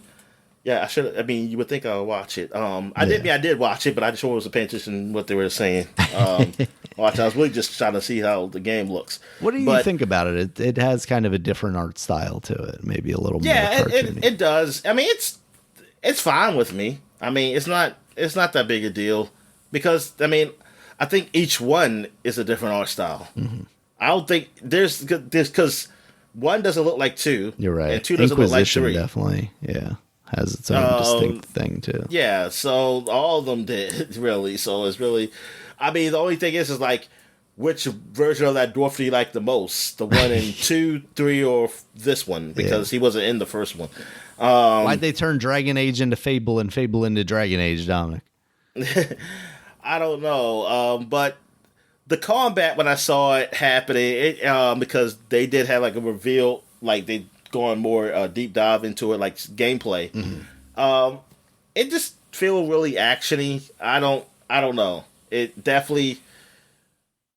I know there was some talk that they basically went like the God of War route, the more modern God of War route, that is. Really? And people have been pretty positive on that. I mean, obviously, it depends on what you're looking for out of this game, but yeah, because I don't want an action game. Yeah, I want those games. I want RPG. I want a Western RPG. That's what I want. Yeah, which is kind of crazy to think because that first game was like PC controls, like you look down on the character and yeah. I mean, you can make it go closer because they graphically was better. Like you can get real up and close, like, and it looked better than what Neverwinter was. But it was a Western RPG, and now they've just gone more action. Even though they stepped back, like 2 seemed like it was really trying to go action. Then it stepped back a bit in Inquisition. But yeah, it's definitely basically what Mass Effect did. Like it started off more RPG as into a more action RPG type of game. Until the action game basically with RPG mechanics. I mean, and with Dragon, see, like Mass Effect, I'd say I can deal with that. Like I'm okay with that with Mass Effect, but I like Dragon. Come on, man. It's basically it's Dungeons and Dragons stuff seems like, and even though I don't think it does the D&D rules in that game. I'm not sure. If it do, I don't know. Well, I don't really know D&D rules. When I think of D&D rules, I think of boring. So it didn't seem boring. So it definitely doesn't look boring. That's for sure. Yeah, but I don't know. Because they don't dice roll shit. It's just just hit. But this gameplay is definitely fast paced. Like I definitely. Yeah. It's definitely a fast-paced game. It's not what I think of, like, just an RPG. I mean, it might be good, though, for mass appeal. Hey, that's what I'm saying. For mass appeal, it's good. This dude's doing a lot of parkour, Dominic. He's doing a lot of unnecessary flips. Baldur's Gate 3 seemed to do well. Yeah. And that game is definitely, I would not say mass appeal. Yeah. The way that game plays. So that's interesting because I hadn't seen the extended gameplay stuff of it, but yeah, visually I think it does look good, especially in the world itself. It looks nice, but yeah, there's a lot of movement, Dominic, a lot of movement. Yeah. All right. Next up was Fallout 76 Skyline Valley. That's coming out June 12th, or rather came out June 12th. And they teased coming in early 2025 that you could play as a ghoul in that game finally. So I guess going for a different kind of class, essentially.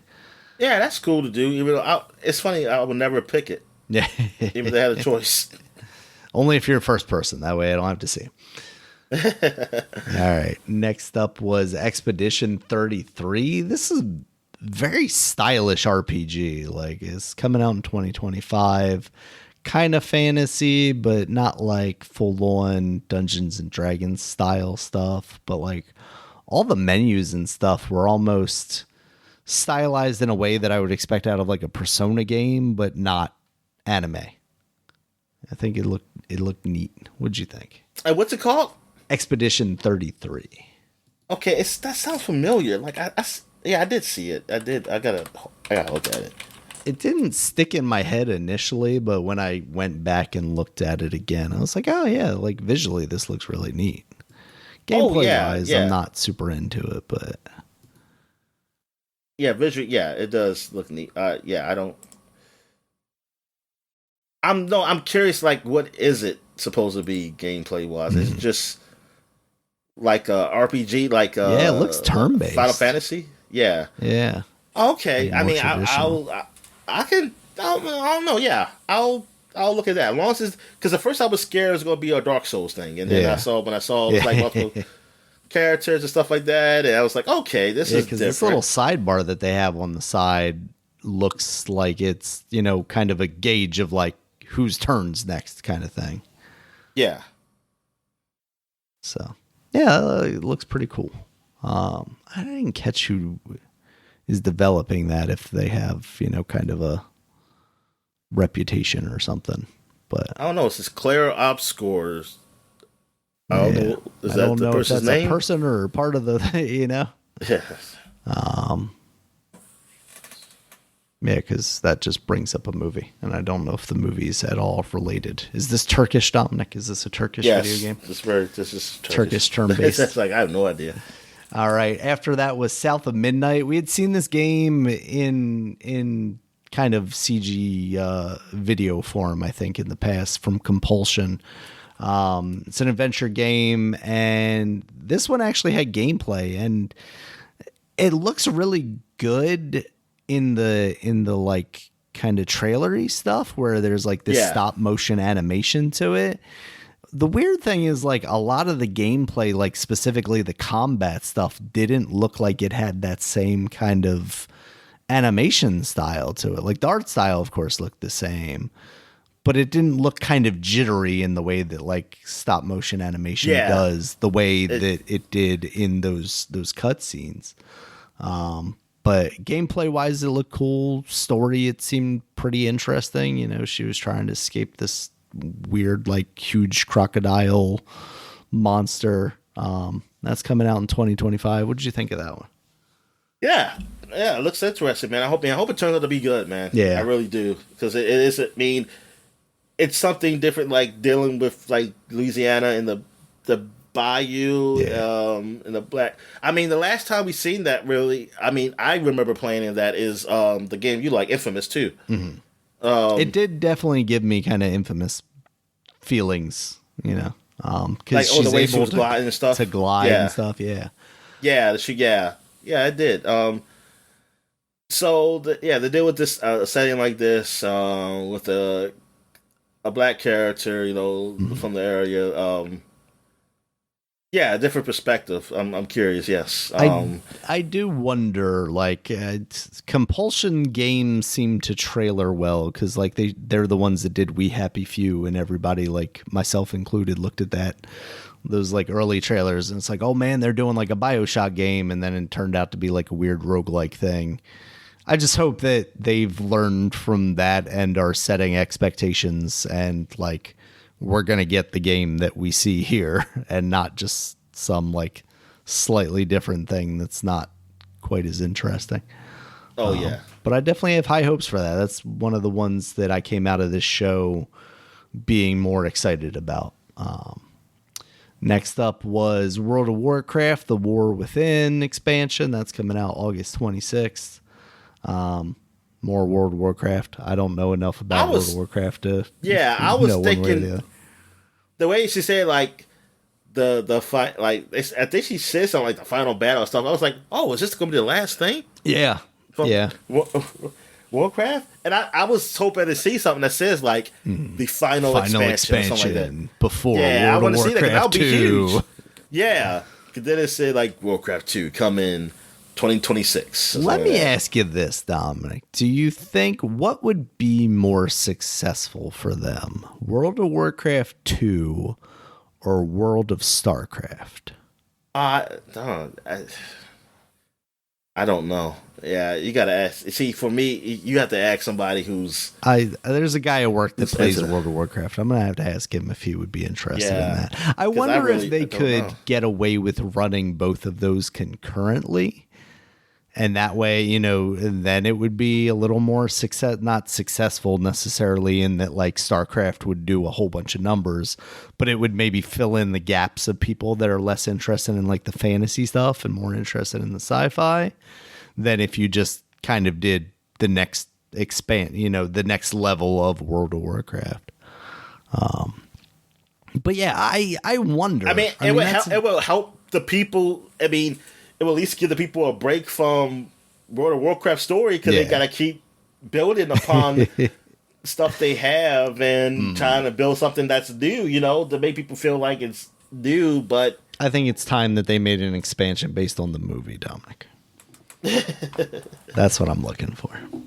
Yeah, at least it's dark. Yeah, you see, hey, you got. I mean, there's other things you can look at and new things you can make because all you have is just those games. I was a little disappointed that this didn't come along with an announcement of like something Game Pass related. You know, I was hoping that too, Daniel. I was like really hoping like, hey, you can play these up to this expansion or something for free. You know, if Game Pass Ultimate, because I was going to jump on that, and then they didn't do it. So I said, well, I guess I'll just continue not playing that game.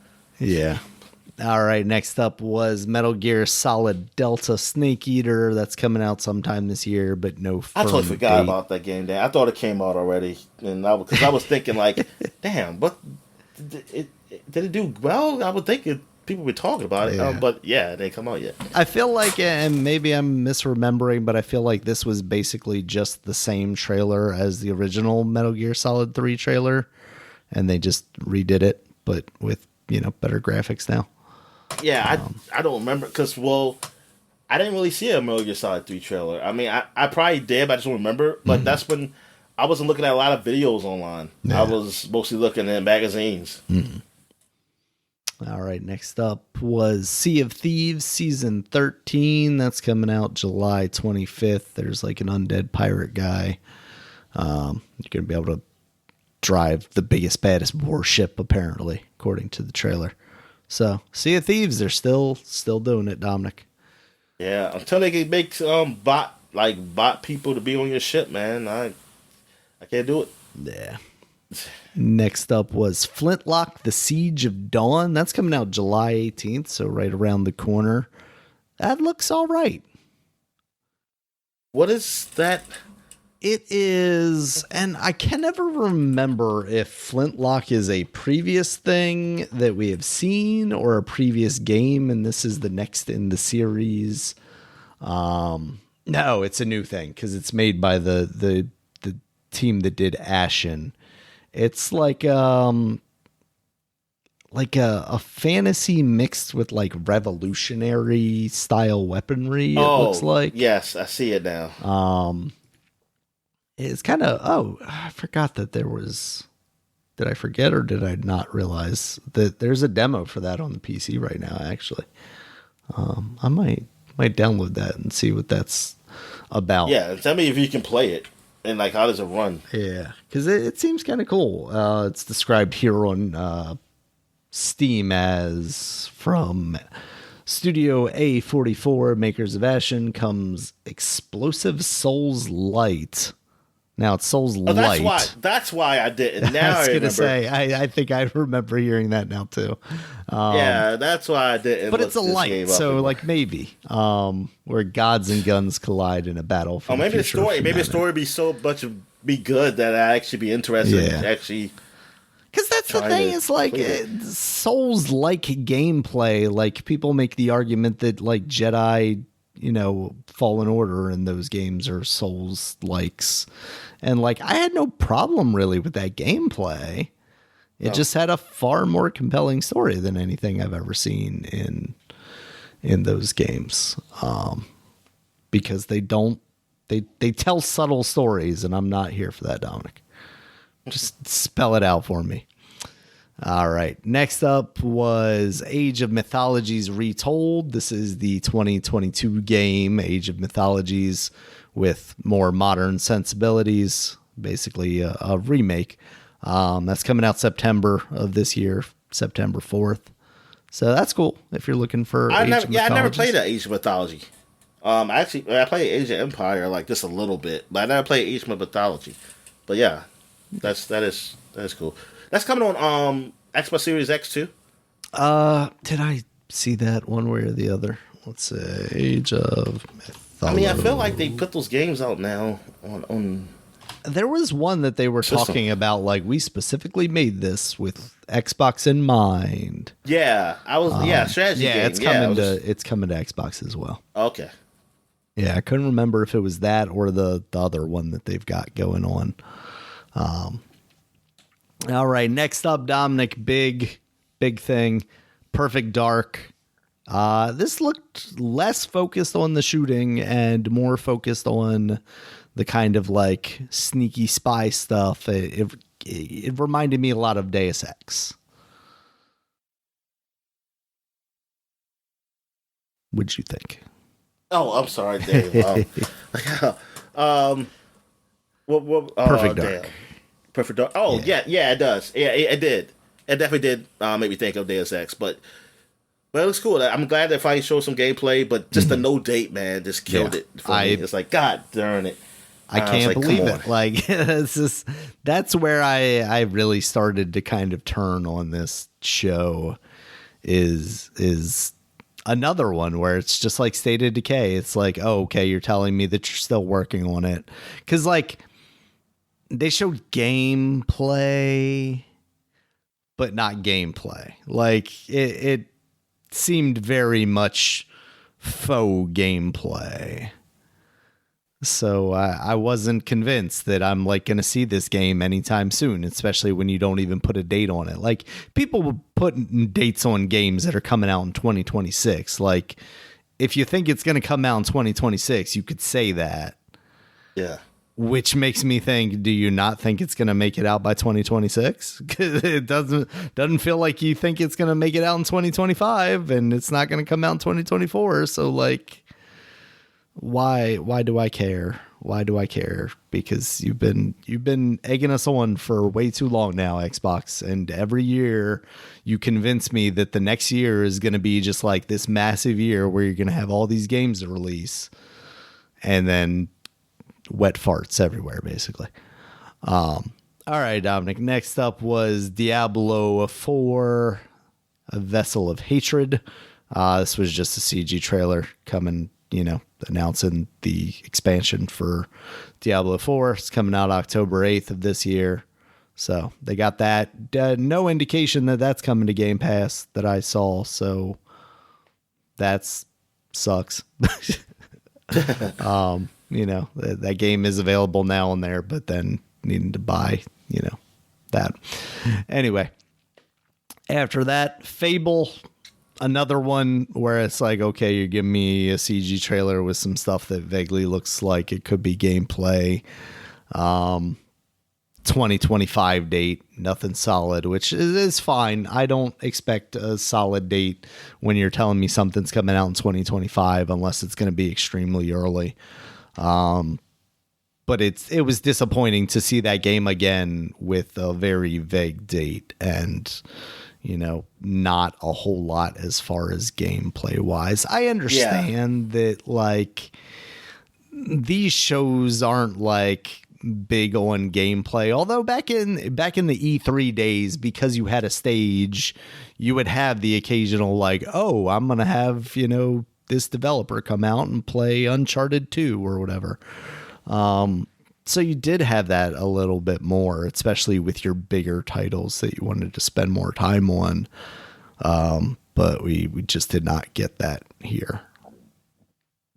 All right. Next up was Fragpunk. This is like 5-on-5 hero shooter, but it's got cards that allow you to modify the worlds.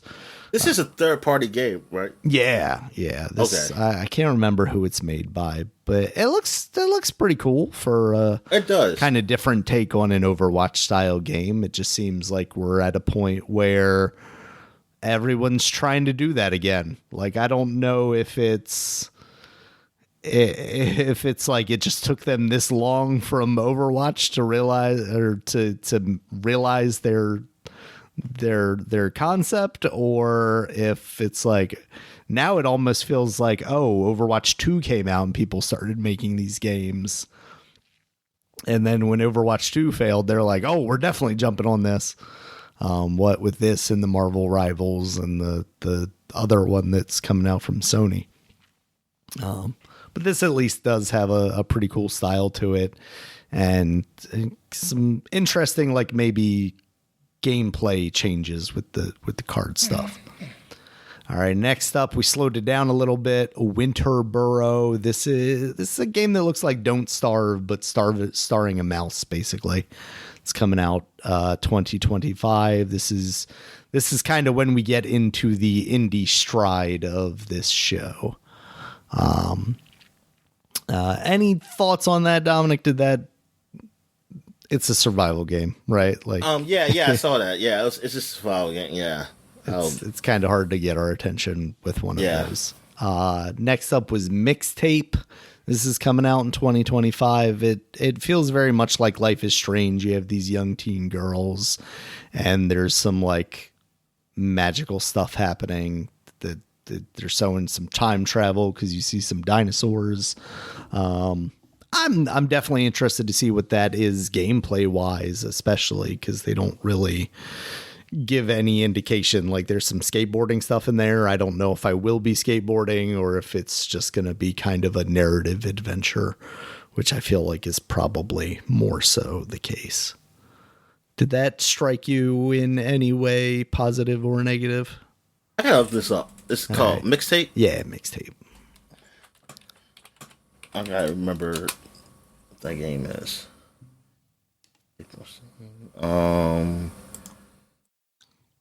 So I feel like there's another teen girl game that we saw recently that's not this one. It was it was like some months ago. Yeah. We saw it. And yeah, so they have this one. I'm curious. I think that one's coming out this year though. Yeah, I think so. Yeah, so this one's coming out in 2025. Anna Parna is doing it. So, I mean, it kind of shows some interest. Yeah, I like to see this. Just like Life is Strange, I like to learn what the teenage white girl does. Well, since you brought it up, Dominic, and I brought it up too, I'm going to jump to that real quick. There is a new Life is Strange, Double Exposure. Max Caulfield is back from the original series. That's coming out October 29th of this year. That's the thing. Is it going to be canon? Because based on your choices of what you did in that game, somebody could be still alive. Yeah. I wonder. Just because my thing is, mine is canon. My choice is canon. Kissing the boy or whatever. Yeah. Her being the boy, and she learned to let her go. Yeah, her friend go. Yeah, I don't know that we see the other girl in the trailer, so I don't know if they're going to go that route with it. She looks kind of completely different, and now that could just be because she's aged, but yeah, I don't know that that's the case. I mean, she was in college, right? So no, she was in high school. High school, okay. So yeah, I guess was I think she might have been a senior. I think she was a senior. So she could have aged up a bit and she had her face change a bit. So was she like 30? She's 30 years older than that, right? she might be. Like, I have no idea. I have no idea what the age is supposed to be in that one. Yeah, but she definitely still look young. She still look young. Yeah, I'm excited though because that first series of Life is Strange really grabbed me. And none of the other ones really have. The latest one, the color one, seemed like it was doing some interesting things. But I kind of just want to force my ass to play through 2 and the past one because I started that one. Shoot, I forgot about the past one too. Yeah, I started that one, but I didn't finish it. I feel like just forcing myself just to play those, just to get them out there. Yeah, because they did. Yeah, that was pretty interesting what they did with that, man. Mm-hmm. It was done well. It was done well, and I like the idea of and the choices that you can make in there. And I liked being able to rewind to my choices so that I could kind of see everything. I know, but that was just her power. Yeah. Not everybody has that power, which I wish they did. Yeah. And that made for some interesting gameplay when they took that power away from you, and then you're like, "Oh crap! Now I know the choices are important because I can't." Now I'm going to have to do what I used to do in Telltale games. So I have to start over before the save point, so I can keep going. Exactly. All right, so to jump back after Mixtape was Elder Scrolls Online, Golden Road. So now this, I think, is where you get like your Game Pass stuff because. As of June 18th, you can do all the DLC for a limited time for free. So they're celebrating their 10 years basically, and yeah, that's a big deal. It's crazy that it's been 10 years. I think we talked about that recently, actually, as part of the flashback segment. And Elder Scrolls Online, I am shocked that it has succeeded in the way that it has, even more so than like KOTOR and whatnot. And I think that's a testament to them for having supported it pretty well. So, yeah. All right. After Life is Strange was Indiana Jones and the Great Circle. They had an extended trailer there. That's coming out this year, but they did not give it a firm date either. So another one that was kind of like, what's going on here, man? Like, let's lock some of this stuff in, lay out your year and going forward and see what we've got going on. Anything new, any new feelings on Indiana Jones? It felt like, that looks cool. I'm excited for it. It's machine games. It was a long cutscene. I wish they would have just shown some gameplay. Yeah. It just kind of reminded me of cutscenes I've seen in the Sony games and stuff like that. I mean, it's Indiana Jones, yeah. So, it was nice and everything, but it was nothing special. Like, I wanted to see some gameplay. I had heard some complaints about the voice work. What do you think? Is Troy Baker doing a convincing Harrison Ford? Oh, wait a minute. That's Troy Baker? Yeah, it's Troy Baker. I thought it was Harrison Ford because that's what I was going to say. I was going to say, like, he's putting more effort than I would have thought he would. But no, then no, it's not a good. I think he could do better. Yeah, he's playing. To me, Troy Baker's playing a Harrison Ford that is just phoning it in. Oh, geez, yeah. Like that's what I thought was Harrison Ford. That's like for the reason of like the he's voice, just getting a paycheck. Yeah, the voice is good enough that you confuse it with the original actor, but at the same time, you think it's the original actor phoning it. So. Yeah, that's funny. All right. Next up after that, Dominic, was Mecha Breaker. We had just seen that. That's the one that I confused with like a Gundam game. That's getting a beta in August of this year and coming out next year. So get your mech on. After that was Wuchang Fallen Feathers. This is coming out 2025. Looks like an action kind of samurai game. Maybe a little Souls-like or light or whatever they want to call it. There's your samurai people for the people who are upset with Assassin's Creed. Are we sure that's not a white guy? Although they might be even happier about that. No, I was about to say, they'll be okay with that. Yes. Because they're going to say, hey, white people were over there, you know. Yeah, uh-huh. There's no niggers. Yeah, Jesus. God, that's so what they want to say, isn't it? They cowards. Well, like I said, they don't. I'm not gonna say they hate. They just don't want to be seen like as a main character. They gotta be the background. Yeah. You know, just yeah. Then don't feel comfortable. Wow. Just don't feel comfortable. All right. Well, next up, Dominic, was Avowed. That's coming out this year. Again, no specific date, which is just like, what are we doing here? Like, let's lock this in, please. Or they can't be afraid of anything Sony's releasing. Sony doesn't have anything. Yeah, I'm about to say, yeah, it's coming out this year. Like, darn. I didn't even know this didn't have a date. Honestly, for some reason, I thought this had a date. I thought we would have got one at like the developer direct earlier this year when they were talking about it, but no.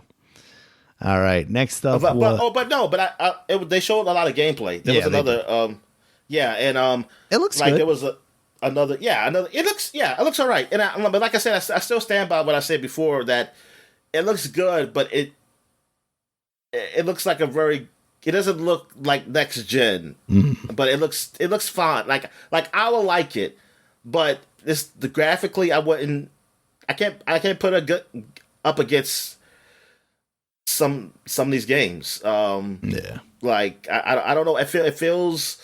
It's a game. It's a game I'm into because I do like those fantasy and I like fantasy Western RPGs. But yeah, it just doesn't like I would expect like graphically for this generation, I was like, man, I would expect more from this, but I don't know. Maybe if I play it, maybe I'll feel different. But I just don't see it like graphically being really impressive. Yeah, I wonder if it started developmental on lower hardware like Xbox One or something. Yeah. All right. Next up, Atomfall. This is a single-player survival action game from Rebellion, who makes the Sniper Elite series. It seems like... Oh, and the Zombie Warrior? Yeah, Zombie Army. Yeah. People are really positive on those games. It's one of those things I feel like I should go back and give a shot, especially when they pop up on Game Pass. But this basically, like, Britain got hit with an atomic bomb. It has a lot of like Fallout feeling to it. There's a lot of like old new technology and zombies and stuff. So yeah, it's kind of hard to separate that from Fallout. They showed off a little trailer for Assassin's Creed Shadows, teased that they would be showing more at the Ubisoft Forward. That's coming out November 15th. That game looks good. We've talked about it off podcast. I feel like this is the most compelling that I have seen in Assassin's Creed in a long time. So I'm kind of excited about it. It feels like they're doing some stuff that's true to the series. I hope it's a good story, and I hope it improves upon what they've done in these latest Assassin's Creed. Yeah. Well, the last one seemed like it was more closer to the old one. The most recent one, yeah. Yeah, Mirage. I almost forgot about that one. Jesus. Yeah, and so I'm curious what they do with this one. Mm-hmm. Like, I just hope it's not a whole bunch of shit on the screen and like collect this. Like I mean, you can still make a nice, decent amount of game, but just don't make it a whole bunch of busy work. Me doing. But I hope it's a good story put together with those characters. Absolutely. I wonder how they balance like the use of them, because like the ninja stuff seemed really compelling. Like, it did. It feels more traditionally old Assassin's Creed, where I'm sneaking around and I'm attacking people from the shadows, as opposed to the more combat focused stuff that we saw like in 2 and on, and then obviously in the new ones that you do with the samurai. Yeah, and now I wonder if was it just that story beat or just specific story beats where you can choose, or will it be for each one, each mission you choose? Yeah, that's why I wonder, because I didn't watch that full like play, because they probably explained it there too, and I didn't. Yeah. I was just watching bits and pieces of it. I was watching it, but I had the sound turned down, so I didn't hear a lot of what may have been explained during that. But yeah, I mean, just watching it, it looks awesome. Even the combat focused stuff, I don't want to be down on that necessarily. It's just that Assassin's Creed has not been the stealth game for so long now that I'm excited to see that stuff again. And I'm excited to see in the corner, like, oh, this person hangs out here and does this. 'Cause like, that's what a lot of the fun in the first game was for me, is like going and doing these kind of like side quests to gain information about the target, to then go after the target in the most stealthy manner possible. Whereas, it just became literal action game where it's like, all right, run in there and stab them, I guess. All right. After that, they showed an extended look at Stalker 2. There was a CG kind of gameplay mix trailer there. Yeah, I thought it was Metro. I mean, those games are effectively one and the same, Dominic. Metro. Chernobyl-lites. Yeah, Chernobyl-lites, yes. Yeah. Metro definitely picked up the ball that Stalker dropped for a while there. That is locked in for September 5th, so that feels like a pretty big game for Xbox. You know, that's not a first party thing though, which I always forget. But definitely something that it feels like they can kind of work around it and market quite a bit. You know, you don't want to put one of your first party games out necessarily too close to that. All right. Next up, Dominic, new hardware. We've got the diskless Xbox Series X. That's going to be a 1 terabyte in robot white for $450. Right now, Xbox with discs are $450 on sale. So I don't know that that's really all that desirable, honestly. I feel like they're dropping the ball there a little bit. And then they announced a 2 terabyte in Galaxy Black, which looks kind of cool. It's got a green base because it's got that circle base on it.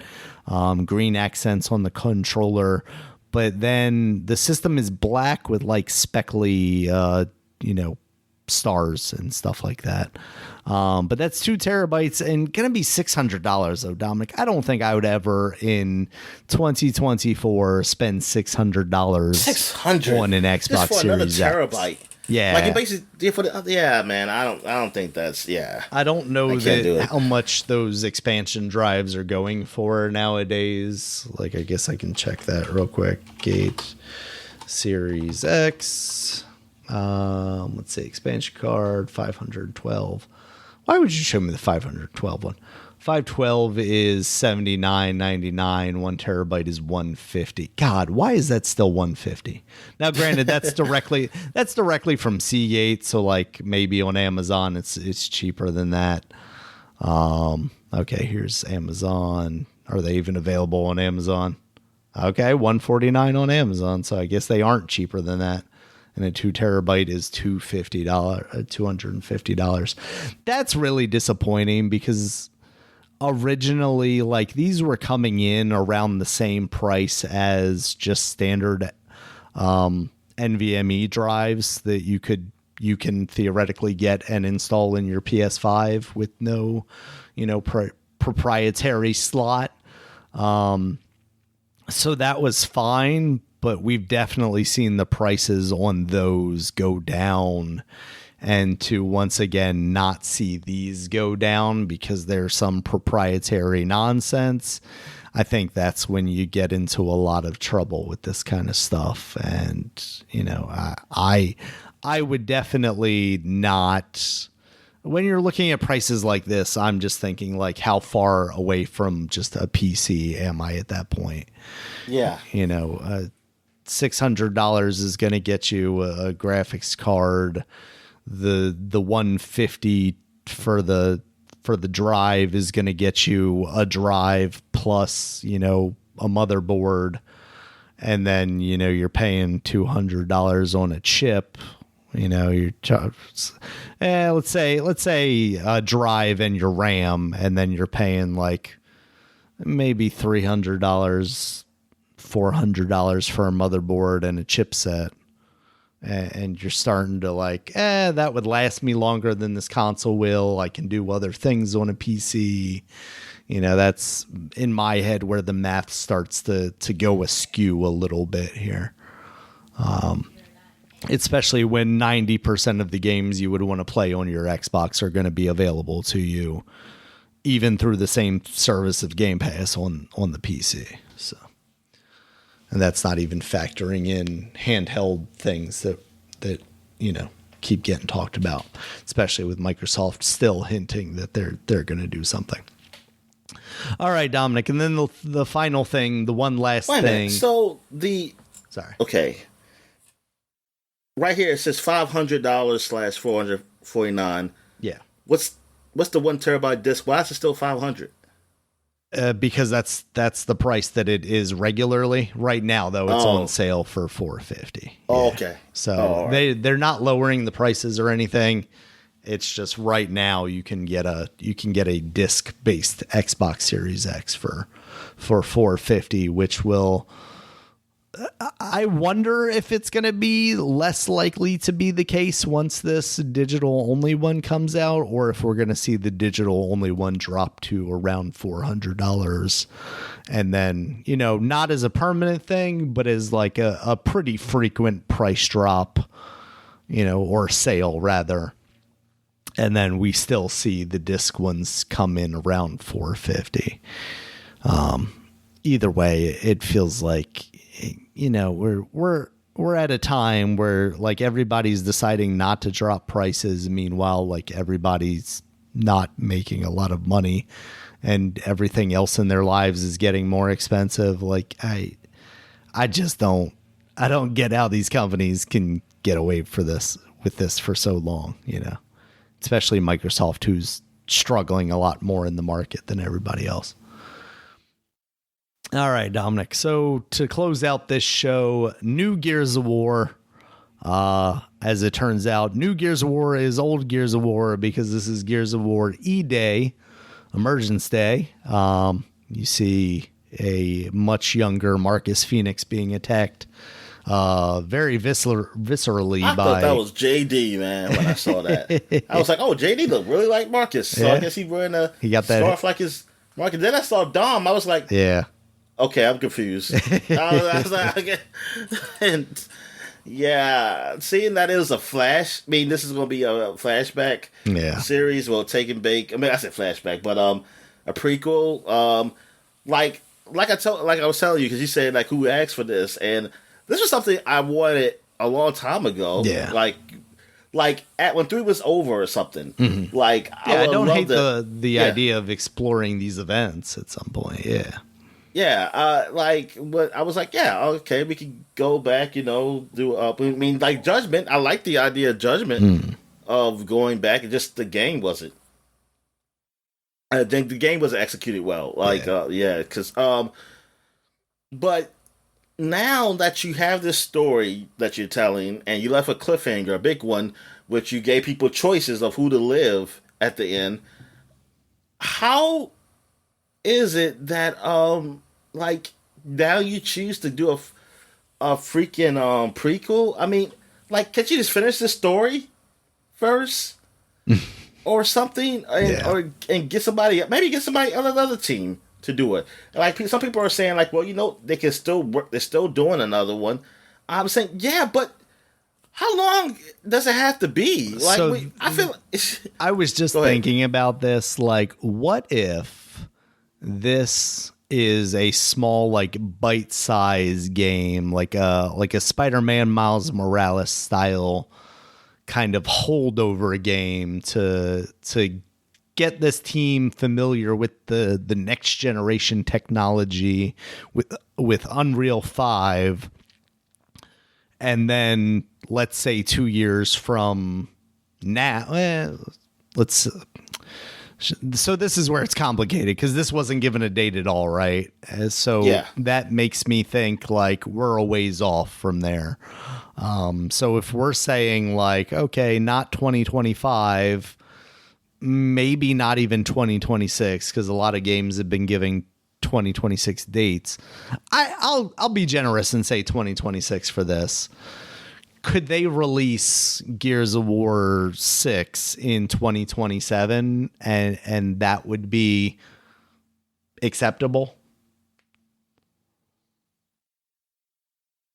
No, they could not. I'm sorry, Daniel. I had dozed off.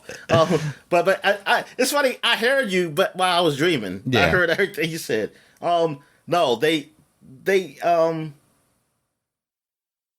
couldn't. I don't know if they have the resources to do that, but in my head, that's the only way that this is like acceptable. Not that they have to answer to me, but for them to go back while they've left such a big cliffhanger, it only makes sense to me that this would be a smaller in 2019, project. Right? 2019. Yes, it was right before COVID. I thought it came out the year before. I don't think it was 2019. Yeah, September. It came out 2019. All right, so we are 5 years. Dude, you can't. Jeez, Really? you're right. It's Like, been 5 years. 5 years. Oh, I hate that, Dominic. It doesn't feel like it was that long ago. Just finish the story. Oh my god. Yeah, this is. I Yeah. don't know. This was so weird. bad. This is a bad route to go. Like maybe or if it's. I'm saying if it's because is there I guess is there enough people that did not like what was happening Yeah. in there that they feel like they need to go back to Marcus and something like that because the people they're saying they don't like JD, they don't like I forgot her name, Kate, and yeah. See, that proves it, Dominic. You can't even remember. Yeah, you go woke, you go broke. Yeah. Jesus. So, but come on, Gears of War has yeah, always been a woke series, no, Dominic. I don't know, the man. bromance between Dom and Marcus is undeniable. Yeah, I mean, I listened. I wanted this years ago, and I want this, but I'm like, you have the story right here. What I'm supposed to wait? It's like, and are you? And then if that's the case, are you not? If you're not finishing that story, then just tell me the fucking ending, then please. Just like what? I don't know. Like what is the goal? It's like, do y'all really want to finish that game? Like if you don't, like what was this? Like why? Like why the plan? Like why the plan of going back? That's all I want to know. I just want to know why. Why is that? And if it's because people don't like the Kate thing, there's like the people aren't gonna like it. They're gonna like it more when you do it after this game. Right. I don't get that. Yeah. Yeah, because where does this game leave off? What do you do after this game? Do you bounce back to that and leave people wanting more of this? Yeah, this probably just made people angry again. It said like, hey, I want to play as Marcus and Dom some more. What if this is a Metal Gear Solid style like reveal where in reality this is just a flashback of Marcus from the modern era, just thinking back to those early days before people will lose their shit something. and burn that place down, Coalition down, for doing that. Yeah, then I just don't know what's the that's the thing. It's like it's not a bad thing, and you're complaining. It's just that because I'm sorry if you put because at some point I'm not going to care. Like some people they think that but it doesn't mean they're still making it. Yo, like this is all between a sequel, like a sequel with that actually has a story. Because like that's what happened. Look with what's the game? The Valve game, Half-Life 2. Yeah, I don't care anymore.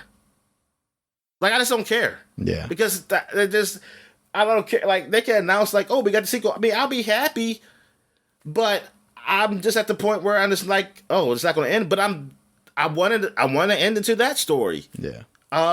With just not with care. very little context to what the cliffhangers actually are at the end of Gears, like shit. Where was I going with it? Wouldn't you have that written with the next game already in mind? I mean, I guess I would feel the same way about Half-Life. It's like, don't you already have that whole story already planned out? And at that point, it's just executing on making the game engine. Yeah. Or run in the engine or whatever, Yeah. Telling that story through gameplay. Like, so yeah, why are we, because it doesn't feel like 5 years, but now how are we 5 years out, half a decade from that last game, and you couldn't just make another one of those games? Or is it like the Half-Life problem where it's like, I don't feel like we can just make another one of those games. We have to innovate. And I think that was I don't know. Valve's biggest problem. They sure didn't try to innovate with the last two. I think they might as well just ride it out. Well, I mean, they tried like the open world stuff in the last one, but at the same time, I wouldn't call that innovation. That was just something different. Yeah, evolution. Like Half-Life, man. That did shit, yo. No, like absolutely. Yeah. The physics systems and the first and all that and stuff. the gears and the first Gears, I think is probably like really establish some stuff. But that's the thing is, like, we're not going to see any sort of innovation in Gears of War Emergence Day. So, like, yeah, if you're afraid of just giving us the same gameplay, then why wouldn't you just give us the same gameplay and finish that story? Yeah, exactly. I don't know. I don't know what the plan is behind that. It's weird. It's like it's a good thing. Like a lot of people like giving a call back. It's like, yeah, but it's like, but you didn't finish what you started too. It's like, what? Yeah. Like, why'd you? What's the deal here? It's like, what's going on here? Yeah, like, can you do like a flashback segment thing with E-Day and still have another part of the game be the current? You know, like maybe a thing with a mesh, like you go back like with Dom and that's what I'm saying. Like maybe this is like a Metal Gear Solid level twist of like, hey, Emergence Day, but like, well, yeah, it's just called E-Day. It's not even called Emergence Day. So like maybe there's two different emergences, Dominic. Yeah, you know, I hope so, Dad. I really do. I really do hope that's the case. Because we don't even know when this game comes out. And it's just like, well, then what the hell the other 6 is going to come out then? Yeah. It's like I mean, best case scenario, if this is like a full game by itself, has to be 2026 for this game, 2027 for 6. And that's unrealistic. Yeah. That's like if they have a big enough team where they were working on both at the same time. Or some team, I mean, because I feel like that would be news. Like somebody, that would be Get Out. Yeah. That, this is, they hire some more people, a coalition, you know, doing and in fact, all they've done is fire people based on what we've seen. And Coalition seemed to be one of the companies that not got gutted, but got hit pretty hard. Yeah.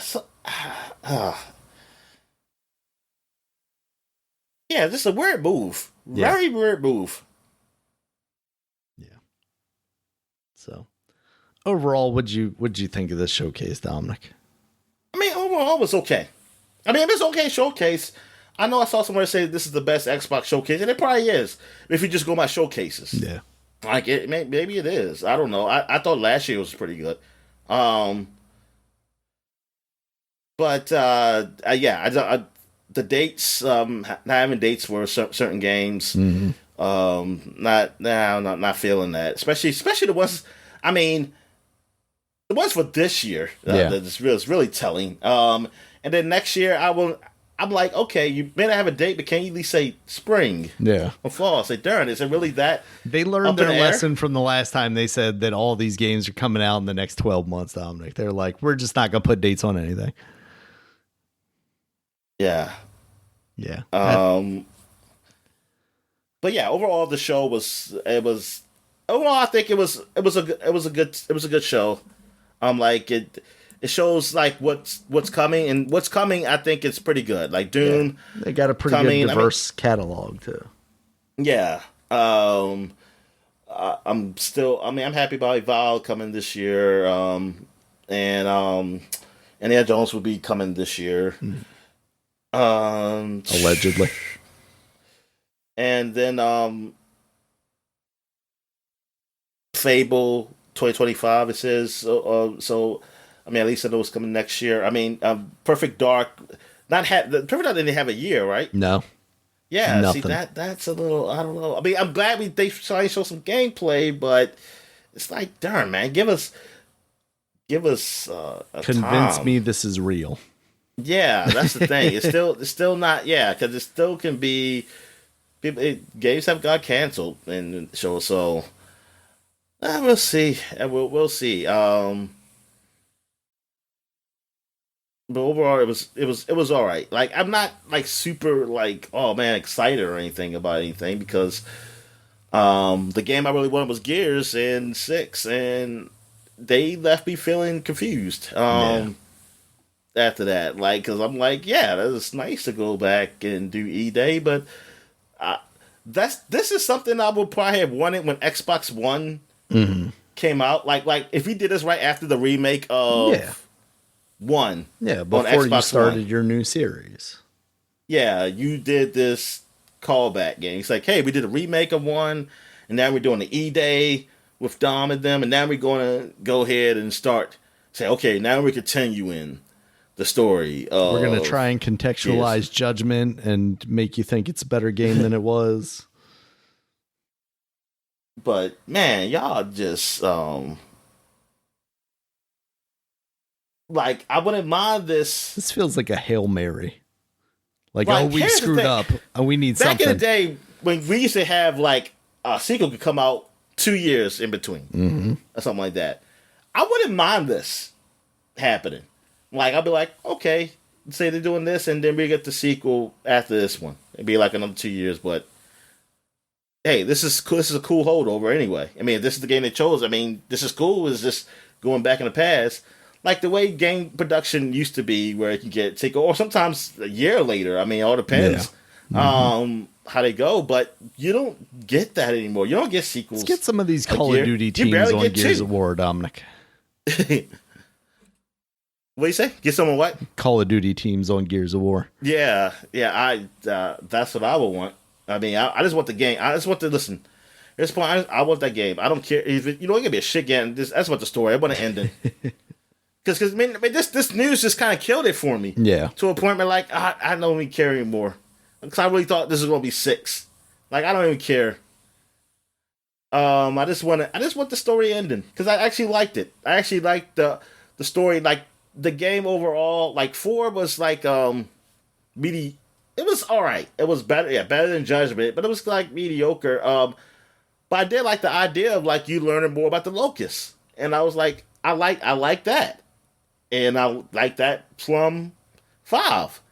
And so, and then 5 was, it was better. And I was like, okay, I really enjoyed it. Yeah. Disappointing. Darn. So, I possibly could get another Halo before I get 6. Yeah. Potentially. Yeah, I don't even know what's going on with the Halo thing, though. See, I don't even know what they, those guys, 343, like, what, are they even, is there even a plan to do another Halo? I'm wondering. Or, I mean, if there, I mean, I'm sure there was a plan, but is that plan still a thing today? Right. Yeah. Because honestly, I mean, I'm okay with that series ending, or like you're just going away from Master Chief or something like that.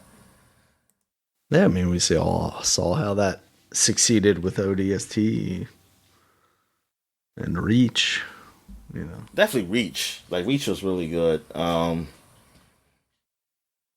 last hit, yeah, I really like that story wise. Yeah, but like the culmination of all this is kind of why I came out of the show pretty down on it, because it's like you said, we didn't get dates on anything. It was a lot of CG trailers for things that we've seen CG trailers for in the past. And I think I'm just getting like Microsoft fatigue, where we've been doing this for so many years now, where we get all these promises of these big games. They show them off. They maybe occasionally give a date or they don't. And then we're stuck here 3 years later getting another CG trailer just to remind us that it still exists. And their inability to actually produce games and get them out the door has been pretty telling to me, especially in the wake of all these layoffs and whatnot. It's like, what's going on over there? I'm not entirely convinced that Phil Spencer and Matt Booty and Sarah Bond have the leadership to get this done. I mean, they had the leadership to get a deal closed. You know, I'm sure Phil Spencer is proud of the fact that they were able to acquire Activision with as few, concessions as they had to make. And like, good for him on that. But like, you can own that studio and then never put out a game. And I think that's a failing. That doesn't look so good on the legacy. And there are a lot of games here to be excited about. And I am. But it's hard to have that realization, or that have it be realized like in reality when I don't know if I'm ever going to see some of these games. And it's not necessarily like I'm going to die before these games come out. Like, that's hopefully an absurd thought. I mean, even on the extreme cases where we're talking about 5 or 6 years. But if that continues to be the trend, eventually that may be the case for me.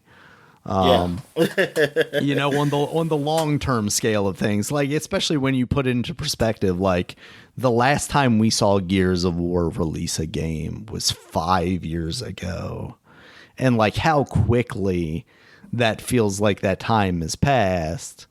We're talking, let's say 5 years from now, 5 years from now, 5 years from now is I'm in my early to mid 40s.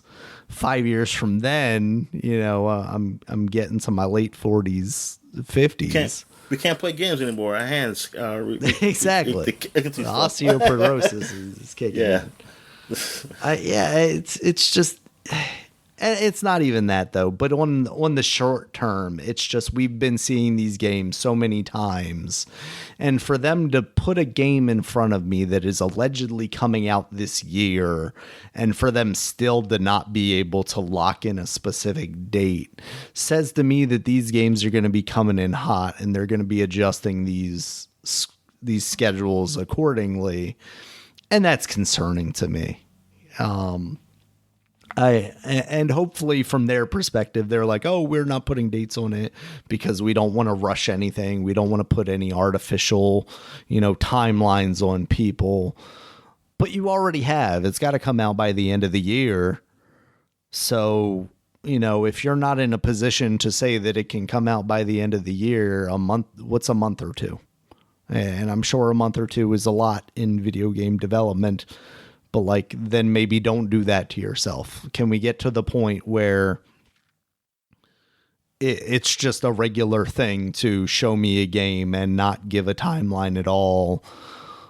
And then, within 6 months of its release, say it's going to come out in 6 months. But here we are. We're within 6 months. So tell me a date. Yeah, so I think this showing was absolutely stronger than PlayStation's showing. That's without a doubt, not to be all console warsy, but they had a strong showing, but I need results, and that's where I'm at. Yeah, for them. It's like, and like, because like with PlayStation, like, look what they showing, and they're the console leader, and it's like, that's disappointing, because it's like, they can get it. They can get away with that because they lead in sales between the Xbox and them. And I mean, like, if we're just separating them from Nintendo and everything, they've effectively got nothing to prove, whereas Microsoft does.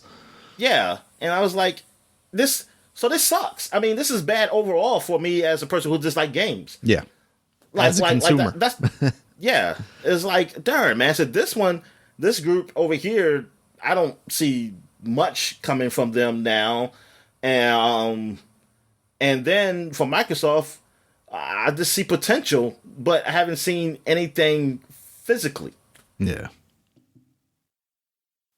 there's a lot of potential, and that's what makes it even more disappointing, I think. I think Nintendo is in a good place now to have seen what everybody else has to put out. And if they do have a Nintendo Direct this week, if they've got product to produce, I mean, it sounds like they've got at least a couple of games sitting on the shelves ready to go. And I don't know that. Yeah, that's crazy if that is a thing, Daniel. That story, I hope that's somebody just making up shit. I mean, if we see the why am I blanking on the series, Dominic? Fire Emblem. If we see that Fire Emblem game that people have been saying has effectively been done for like 2 years now, come out this year, like, I'm not even huge on Fire Emblem, but that's impressive to me. That one, they've been able to put themselves in a position where they can sit on that stuff. I think we talked about that last week, about how as a business maneuver, that's an incredible feat. But also just to be able to be like, yeah, here's a game and it's going to be out, especially if they have a couple of those. And that just is like the complete opposite of what Microsoft is doing right now. Yeah, oh yeah, but like I was about to say, but like Nintendo, as a consumer, is like for me is that yeah they got some good games, man. They got some fun games out there, but like graphically, I was like, man, I wish the system. I know they're gonna come in a two, but I'm waiting for that to see what that is. But their games don't even it's like their games can be old as hell and it still won't be on sale. So it's expensive. Hey, Like, right now they're doing a it. sale. All their first party games are $41.99, Dominic. Yeah, it's like they're expensive. That's how I look at it. It's like the console is not expensive, but their games overall that's expensive. They're doing the razor blade thing, Dominic. Yeah, they're too expensive. Like they don't give me any deals really. No. So it's not great all around to me. Like there's a lot of games like. You know what was great? Is great if you afford a PC. If I could afford if I had a nice PC or something, I would be good. I'll be like, and I think that's why people find the handheld so compelling because a lot of them, especially right now, well, I shouldn't say a lot of them. Steam's specifically is priced in a way that is. You know, it's trying to get people into that market, whereas I think the other competitors. You know, some of them are trying to stay in line with Valve, but for the most part, they're taking the more enthusiast route and going like, especially we're seeing with the Asus ROG Ally X. It's like, oh, okay, you're just trying to make a fancier one for people who hopefully are looking for a little more power, whereas like the Steam Deck very much feels like it's trying to open up this market and get people that wouldn't necessarily be playing games on a PC or could afford a gaming PC to be able to get into the PC ecosystem. And for obvious reasons, it benefits them to do that. You know, they're selling the hardware potentially at a loss, or at least closer to a loss in the vein of an old style console, so that they can make their money off of the games, because they of course get a cut of every single game that sells through Steam. So it makes sense as to why they would want to get people on their platform. Much in a way that we thought maybe we would see Xbox do. You know, they want people on Game Pass, offer a cheap means for them to access Game Pass, and that's sort of what the S is. But honestly, the S came in at a price that was higher than I expected. It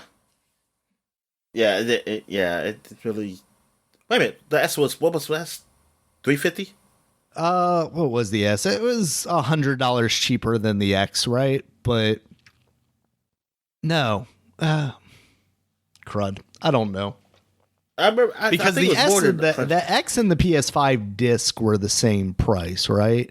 Yeah. And then the PS5 without the disc was $100 cheaper. And the S must have been cheaper than that. So $150 it was cheaper than that, yeah. Cheaper. It was $300.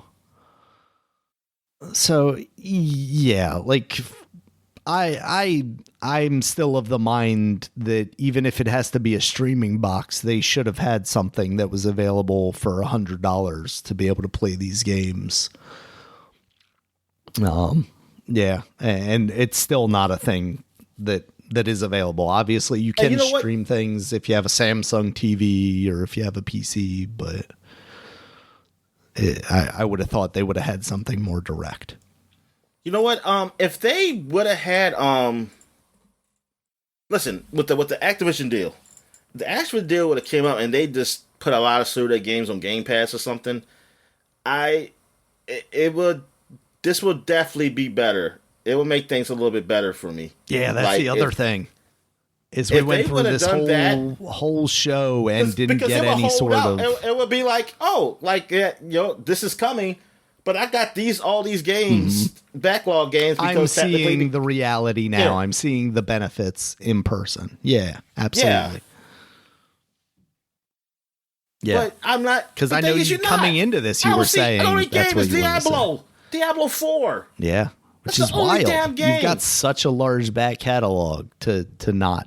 It's like, oh my god, you can't even put out the new Spyro, the newest Spyro, the newest Crash Bandicoot, Tony Hawk.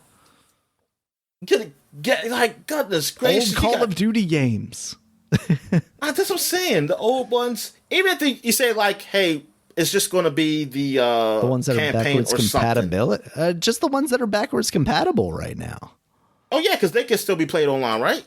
Yeah, as long as the servers aren't broken. Which I thought I had heard that they did. Activision before this deal had done a lot of that work to clean up some of that mess. Yeah, then do that. Goodness gracious! Like, oh my god! Like, it would be a good holdover. The games. But to not see any tangible benefits from that deal so far is shocking.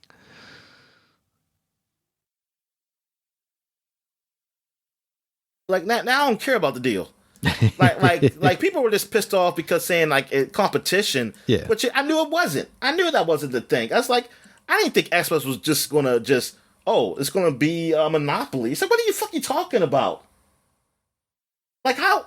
Like you really tell me how you really saw Xbox monopolizing the whole thing just with Activision? Yeah. Like what are you talking about? And so, but the thing is, I just wanted to be able to play those games on Game Pass. That's why I wanted the deal. I wanted it for Game Pass. 100%. Because it really don't matter. Like it's not that I'm saying, oh, I wish it didn't have the deal. It just would be no different if Activision would just buy themselves. It means nothing. Yeah. It means nothing to me. Because it's not. I mean, it's not bad for me that they got Activision. Really, it just. Well, the only good thing is I did get I got Diablo 4. I didn't have to pay for Diablo 4. I mean, that's still a plus technically, without because Activision was going to give me Diablo 4 for free. Yeah. So that's the plus. But I mean, like the deal itself really doesn't hurt. It doesn't hurt us, really. Like people can say how it can hurt the consumer. It doesn't. It doesn't hurt. It doesn't hurt anybody. The thing is, nothing's happening. That's the problem. No. Problem is nothing happening. Like nothing's bad happening, but nothing is happening at all. Like it's not even giving the games. Yep.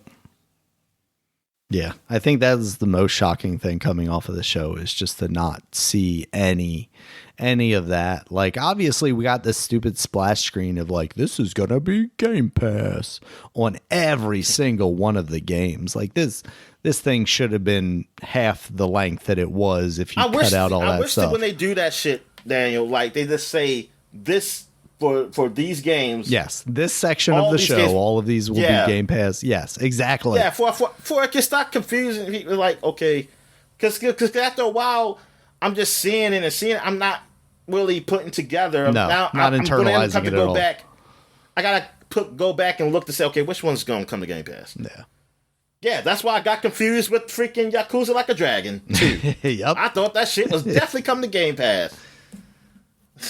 Yeah. Up there waiting, but I saw the date came out, and I was like, oh, it must not. What time does it come on Game Pass then? And then I was like, maybe the time it'll come on, and then I realized it wasn't, and I was like, oh shit, those fuckers did it. They confused me. Yeah. All right, Dominic. So that was the Xbox show. That happened. Hey, let's take a break before we get to this because we were on that pretty long. I gotcha. So we're gonna take a quick break, and when we come back, we're gonna talk about the Ubisoft one, right? Yep. All right, Ubisoft Forward. All right, and we're back. So now we're gonna talk about Ubisoft Forward, man. So what happened on this show? Yeah, so they kicked off with an extended look at Star Wars Outlaws. It looks pretty much exactly like what we've seen in the past. This was at a location, wasn't it? I don't know, to be honest with you. I mean, I saw them on stage, so was it like a pre-recorded place they were at? It may have been. I mean, that's what Xbox did because they had a couple little interstitials with people, with Phil Spencer and Matt Booty. but they did their thing like they always do, where they bring everybody out at the end. Yeah. And what's his name? The Ubisoft. Jens Gemon. Yeah, he came out, man. He's been doing it. Nope. He's like, I totally haven't been running a company with all full work environments. We're awesome. Yeah. Yeah. That's what I'm saying. I'm surprised that he's still. Usually, I'm looking for a turnover. He's like a narcissist, Dominic. Can't keep him down. He just still wants to be there no matter what. I mean, darn, Marcel Ansel is gone. Yeah, he is. I said Ansel. Ansel. He was the sacrificial lamb. He was like, once I get rid of this guy, I can be here whenever I want. Yeah, that's what I'm saying. Yeah, I'm surprised that you would stay there with all stuff. All right, so, okay, well, so what we got here? Yeah, so we, like I said, kicked off with Star Wars Outlaws. There was a very extended look at this game, quite a bit of gameplay. It looks pretty much exactly like we would expect it to have looked from all of our previous, gameplay features on it. So did you see anything new or different that you were excited about, or still feeling the same way about it? What do you think? I mean, the way I felt about it, I was really interested in the game. When I did see some how the game plays, it feels more like an Uncharted like thing. Mm-hmm. I mean, absolutely. Yeah, like the climbing stuff, like some little things on like yellow rails. Yeah, it really did. It doesn't feel like it doesn't feel like Jedi Order. Yeah, basically. Yeah, it feels more like it's more closer to an Uncharted than even like in Assassin's Creed. The openness of Assassin's Creed. Yeah, it does feel a little bit on rails, which is fine. Like sometimes you want a game to play like that in a way. Like sometimes I do. I don't want all games to be like that. Yeah, I think that's absolutely. I think that's what the problem I had with some of the Sony games. They're all kind of samey, with their basically the on rails kind of stuff. Even though Horizon wasn't on rails, the other stuff to do wasn't really much interesting. That I probably wished it was on rails. Yeah. A little more focused, maybe. Yeah, so that it's and I was hoping a little bit more from than that though. That's what I was thinking, because I was thinking, I mean, you do have it, you can do the ship battle stuff, but it's like I was hoping like, hey, you go on this planet, you can go all these different places and things of that nature and look at stuff. But I don't know if that's going to be the game. That's what it is, and you know what? That could turn out to be just fine. Also, just not what I was expecting. Totally. It's like, oh, okay. It's almost like the Sony games, and that's. I mean, it's good, but I'm not excited like I was. I mean, not that I was actually. I wasn't think I was ever really excited, but it doesn't really make me like really excited either. So, what you feel? How you feel about it? I think I'm all for it. Like you said, it feels a little Uncharted-y, which I'm more inclined to like, I think, than you are. Obviously, the Jedi stuff seems cool to me. I'd really like to get around to finishing the first game and playing the second one. But yeah, I just hope it's not too Ubisofty or, modern Ubisofty, where it's, just way too much. Like they didn't need to do all this. I hope it's a little more curated. And that's why I am a little more excited about it being a little more Uncharted looking, because it maybe keep it on rails a little more, keep it a little more edited and not so just wide and unnecessary. It looks good. The gameplay seems pretty solid. Just hoping it ends up being an interesting story. Yeah. And this is supposed to take place during like what time? I think it's during like early New Hope, maybe a little before then even. Because Jabba's around, Han Solo's around, Okay, Lando. so it's the early. Okay, so it's like the early part of the original Star Wars. Yep. All right. Exactly. Yeah, I find it curious that they chose this new character, when I was kind of hoping they choose that, like that one I told you, that doctor, forgot her name. Yeah, because that's a good. I mean, from the comics I read of her, man, that's pretty good. No, It's I've pretty definitely good. seen online everybody's opinion of that stuff has been pretty high. So yeah, it is a little surprising that they just kind of went completely new, especially with how risk adverse these companies are. But Yeah, so now it's like you have to that this is I mean this is gonna be canon most likely. So it's like, oh, another added thing, and that's the whole thing with the canon stuff. With when you deal with canon and current, like I would have been okay with her in the Star Wars, but another time, yeah, like a time, because it's just that it's just so much. It's like you're putting now with what is like with the Luke Skywalker, the Skywalker saga.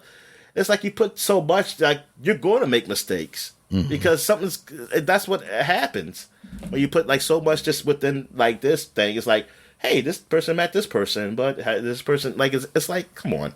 now it's conflicting information, and the internet Yeah, is it's very like, angry. yeah, the whole thing is that Star Wars universe, not just Luke, the Skywalker universe. Yeah. I just don't get why nobody's taking that. I wouldn't even call it a risk really anymore. So I was like, they did it. BioWare did that shit like 20 plus years ago. Yeah. They went out. They say, okay, we're going to go so far in the past, so we don't really mess with anything with what Lucas was doing. And I was like, dude, y'all can do this, man. I'm sure. Yeah, I think Disney. Yeah, I don't think Disney ever said no. I think nobody's really taking a chance. No, I mean, Disney's, in fact, doing more of that, it feels like, than any of the video games are nowadays with the television shows. Yeah.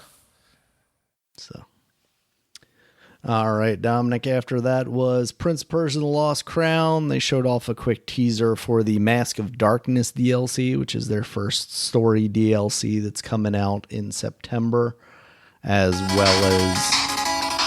Oh, shucks. Hold on real quick, man. You're good. So they talked about the Mask of Darkness single player story DLC that's coming in September.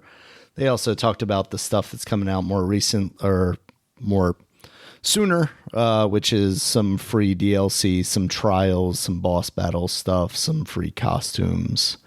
So that stuff's cool. I need to get back into that game. Did you finish it? No. Oh. I think I'm probably like a third of the way through, I think. Just think I ended up playing something else and kind of falling away from it, but it is a very good game and I would like to get back to it. It was just one of those things, and I feel like it happens a lot with me, especially with like a Metroidvania game where it's like, I just get to a point where I'm struggling with like a boss. And unless I keep just going at it. This one especially is a little bit different though, because they gave me like the ability to, I think, go to different boss areas. And I don't know if I just chose the wrong one or the wrong one for my skill set. And the other one, if I had gone to that, would be a little bit easier, but maybe that's exactly why I need to go back and check it out a little more. After that was a short teaser trailer for Prince of Persia: Sands of Time remake, saying it's coming in 2026. No new footage, nothing of any substance whatsoever. That was extremely disappointing. Yeah, it really wasn't. Yeah, I mean, yeah, they didn't show anything. To me, that effectively means that they are just starting development on that game right now, or redevelopment, I guess. Yeah, for that to be such an awesome surprise that they were working on a Sands of Time remake, only to see what it looked like, and then now here we are, what feels like, I don't know, 3 or 4 years later after the announcement of that thing. It's gonna be a new quadruple A game, just like Skull and Bones. Just like Skull and Bones, which they did mention Skull and Bones in this. I'm not going to mention Skull and Bones in this because it's Skull and Bones. Like, there were a couple of things that they mentioned that it's just like updates and new content. Yeah, you get to fight this big pirate ship out there. Yeah. Yeah. All right. After that was Anno 1117 Pax Romana. That's coming out in 2025. So yeah, and that is Civ-like. Okay. Yeah, is that turn based or real time? I think it is turn based. Oh, so but it is definitely a Civ competitor. Yeah, that's how I always looked at it. But let me see what Anno says. That's just another one of the games you see. No, it's real time. Sorry. Oh, it's real time. Yeah, so it is a little different. Yeah. So it's a little different. So okay, you could. I mean, it's still a competitor in that kind of space, but it's Absolutely. like at least there is a difference. Like there's a huge that's a huge difference. This is more of an aura competitor. Yeah. Oh yeah. Yes. Actually, I don't even remember what aura is. If it's real time or if it's turn based. I'm trying to remember what that is. It's Microsoft's other. It's a Manor Lords. It's a Manor Lords. Exactly. After that, they had a quick. Sorry. Well, Manor Lords is that they're that trying to compete with them. Exactly. After that, hold on real quick, man. I'm sorry. Sure.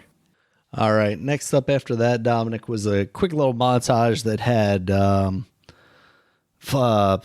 Forza Motorsport, whatever they're called, the Crew 2 Motorfest or whatever. And the Crew 1 is that the one that shut down? That's the one that shut down. Yeah. So Motorfest, they've got a update for that. Also, For Honor, Dominic, like they're still working on For Honor. God bless them. Yeah, I saw that, Daniel, and I was very confused. I was just thinking, like, are they showing like greatest hits or something, like what they had? And I was like, wow, they still working on that game. Good for him. Yep. I didn't see the man with the cane though. Nah, I don't know. They need to bring him back. He was the crux of the entire series. All right, Dominic, and then the last. Yeah, he just whacking him with the cane. Like, keep working on this game. The last half of this show was Assassin's Creed Shadows. Basically, we already talked about that as part of the Xbox, thing that's coming out later this year, and it looks great. I mean, they showed gameplay stuff from both the samurai and the ninja perspectives. Looks great. You just too woke, Daniel. What's that? You say whatever, man. Say it don't look great. It's too woke. It's too woke, yeah. Oh yeah. There appeared to be like armor. That's the only reason you like it, because it's woke. It's the same as the other games. Yeah. Yeah. The armor damage stuff looked pretty cool. Like, as you were beating up enemies, there was armor like breaking apart and falling off of them. Yeah.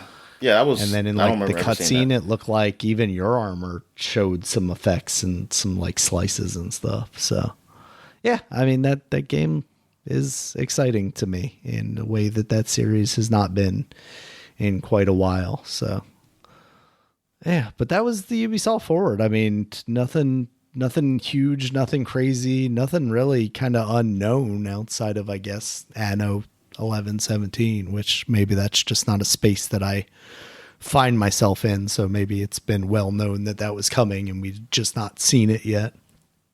Yeah, I mean, they all just run together for me, man. Yeah. But no Beyond Good and Evil 2, nothing like that. Yeah, no Splinter Cell. No, yeah. Like, I guess I didn't even think about that, even though going into it, of course, I'm hopeful. You can't get angry, Daniel, because you didn't remember. Nah. But you have asked for that, like, though.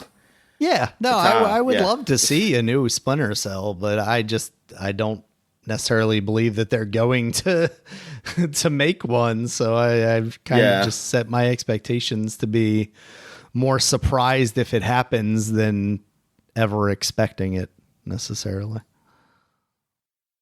What other game? They announced no new Rayman game, right? Or no new Rabbids? No new Rayman, no Rabbids. No, nothing like that. No, that'll be announced probably when the Switch 2 come out. They they gotta have a launch title for that one.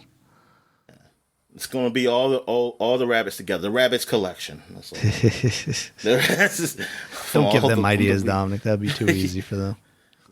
They're just like, yeah, we're just putting out all the games together. Here you go. But yeah, that was Ubisoft Forward. Relatively underwhelming. Nothing bad, really. Just them going in depth with the games that we already knew about. Yeah. Yeah, I mean, yeah, it was all right. Yeah, it was all right. I mean, because that's the only thing is expecting like, hey, can they get announced at Assassin's Creed? That's probably the only thing like people were disappointed with. Yeah. Or some people were disappointed like with Star Wars because of they wanted something more. Yeah, I didn't see enough Just Dance content, Dominic. That's what I'm mad about. I didn't see any at all. I must have fast forwarded through it. No, you're right. There wasn't any at all, but that's not enough for me. Oh. It's just not enough. I need a panda dancing on stage with Yves Guillemot telling me that his company's doing fine. Does it Just Dance come out? Does it come out every year? For quite a while, it was coming out every year. I don't know that it's been that same way frequently, but it's still been like at least every other year. Because I always wanted the songs, like what songs they use, and I guess they mix it with like past songs, but then it's like, I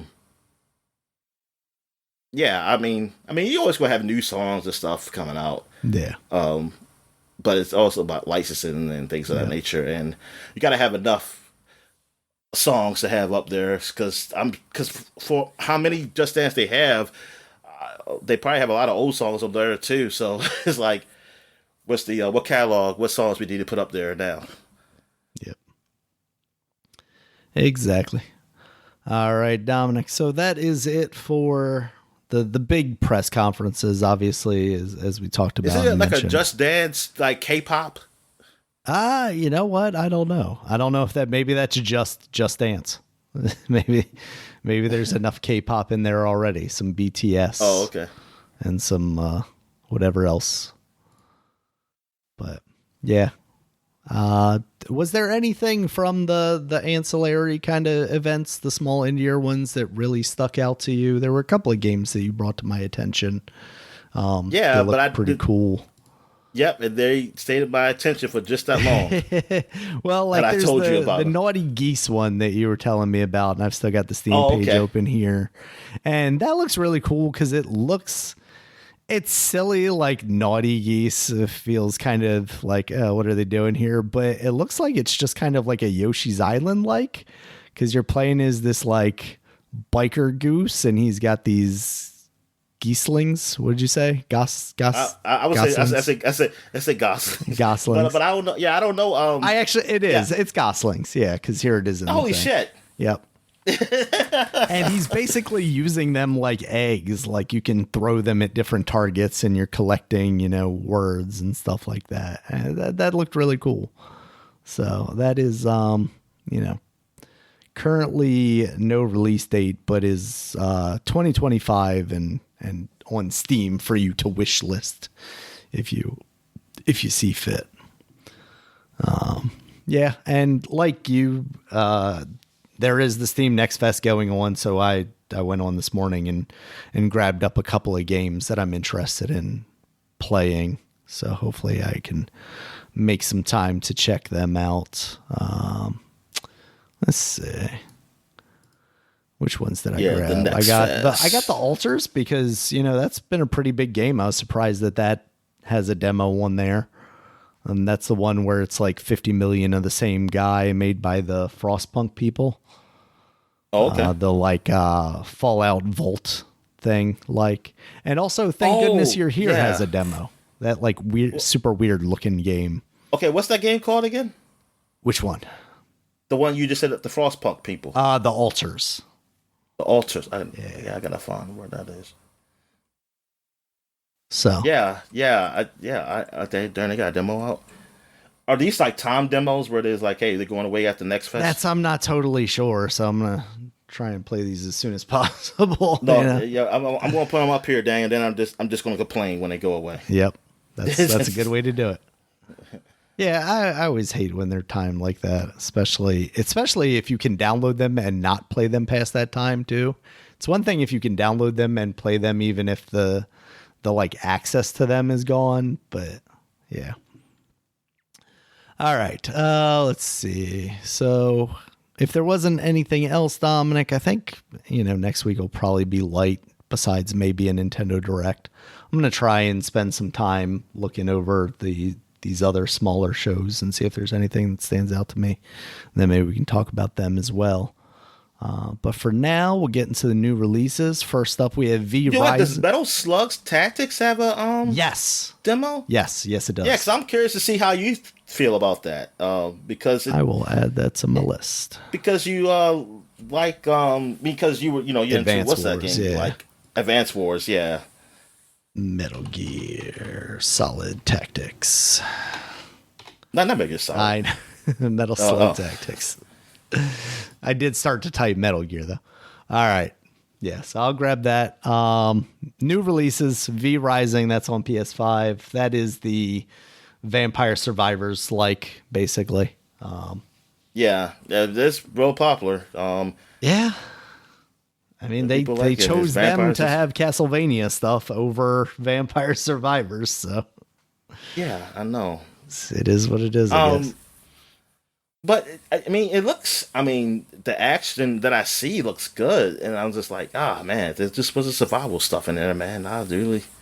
Maybe I'll like it. Yeah. I mean, I don't know. I mean, maybe I will like it, but I just don't want to do that, because it seems like every time I try, because look, I look at Ark, and I can't even get off the damn beach in that game because of the shit I gotta do. When I see all the stuff that's on the screen of Ark, it's so overwhelming, and I'm like, what the fuck? It's like, I just want to go, like, I thought it was like supposed to be at least like a Fallout or something, man. This is too complicated. I was like, this is not what I want. I just want to simply go out there, get a dinosaur, fight some dinosaurs, tame one, and then ride on his back.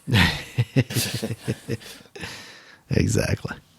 All right, we next have Monster Hunter Stories out on PC, Nintendo Switch, and PS4, and Monster Hunter Stories 2 Wings of Ruin on PS4. These are your more story-oriented Monster Hunter games usually like coming games. out on I'm curious. Would I like these games? Yeah. I wonder how well they transition to these systems, since they're, like the DS ones. They're the handheld ones usually. It has 3D. Now, when they say 3D, this mean like 3-dimensional, like the game, or is this game in like? No, because it would say VR. It would say VR. Yeah, but wait a minute, hold up. But what 3D glasses? Well, like, can you wear? I mean, I know it was, of course, on the 3DS. Yeah. 3D. Are they saying that if I have this put on a 3D TV, can I see it, or 3D monitor? Where are you seeing Is that? Is it popping up? Oh, and I'm Steam, where it has the tags. Yeah. It has 3D. Steam. Let's see. I'm going to complain. To them if it's not 3D. Let's see what else comes up when I click on 3D. I see Timberborn.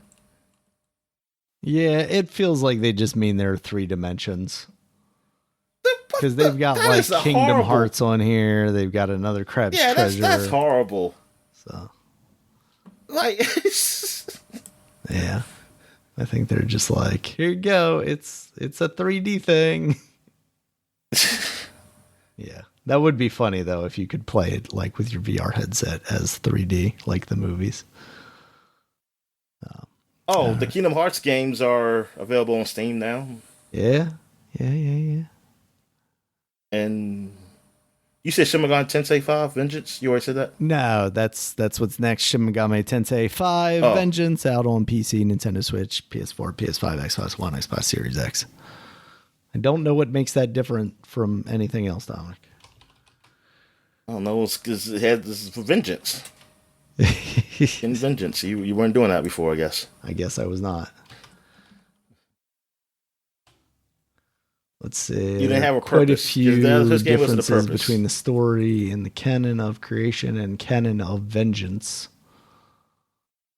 Oh, there's different routes you can go in Shin Megami Tensei, apparently. Original game, we get VV, jump straight into the canon of vengeance. That's where the story actually differs and the human characters are usable. The COC will stay the same from what we said, minus gameplay improvements. Interesting. Yeah, those games, I have no interest in them whatsoever.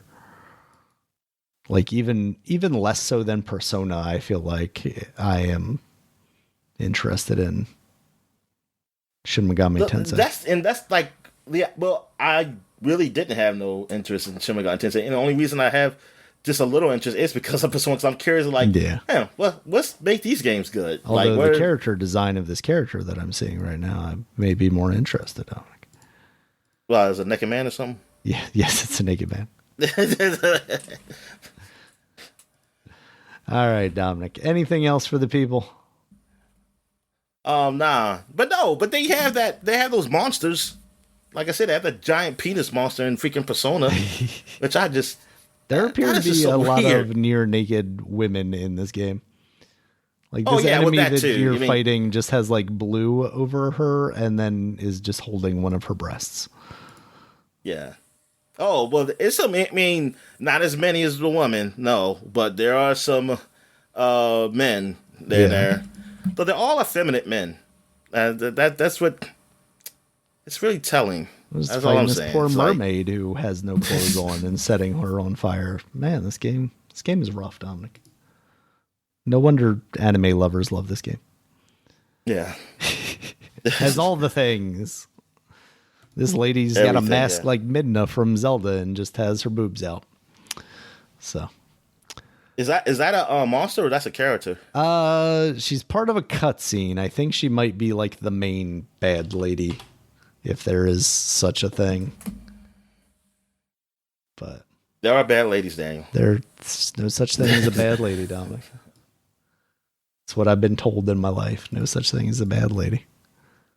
Except this lady. She's bad and deserves a spanking or whatever. All right, Dominic. Anything else for the people this week? No, I think I'm good. All right. Thank you guys as always for listening. You can check us out on Twitter. Dominic's at DStalworth5. I'm at Regulus MB. The podcast is at Supapod, SUPAPOD. Supapod.com is the website. You can check us out there. It has all of our previous podcasts, as well as links to all the places you can find us, including YouTube, where there's a video version of this podcast, as well as iTunes, Stitcher, YouTube Music, Spotify, Amazon Podcasts, Music, whatever they do thing. And until next time, guys, I'll talk to you later. All right, see you.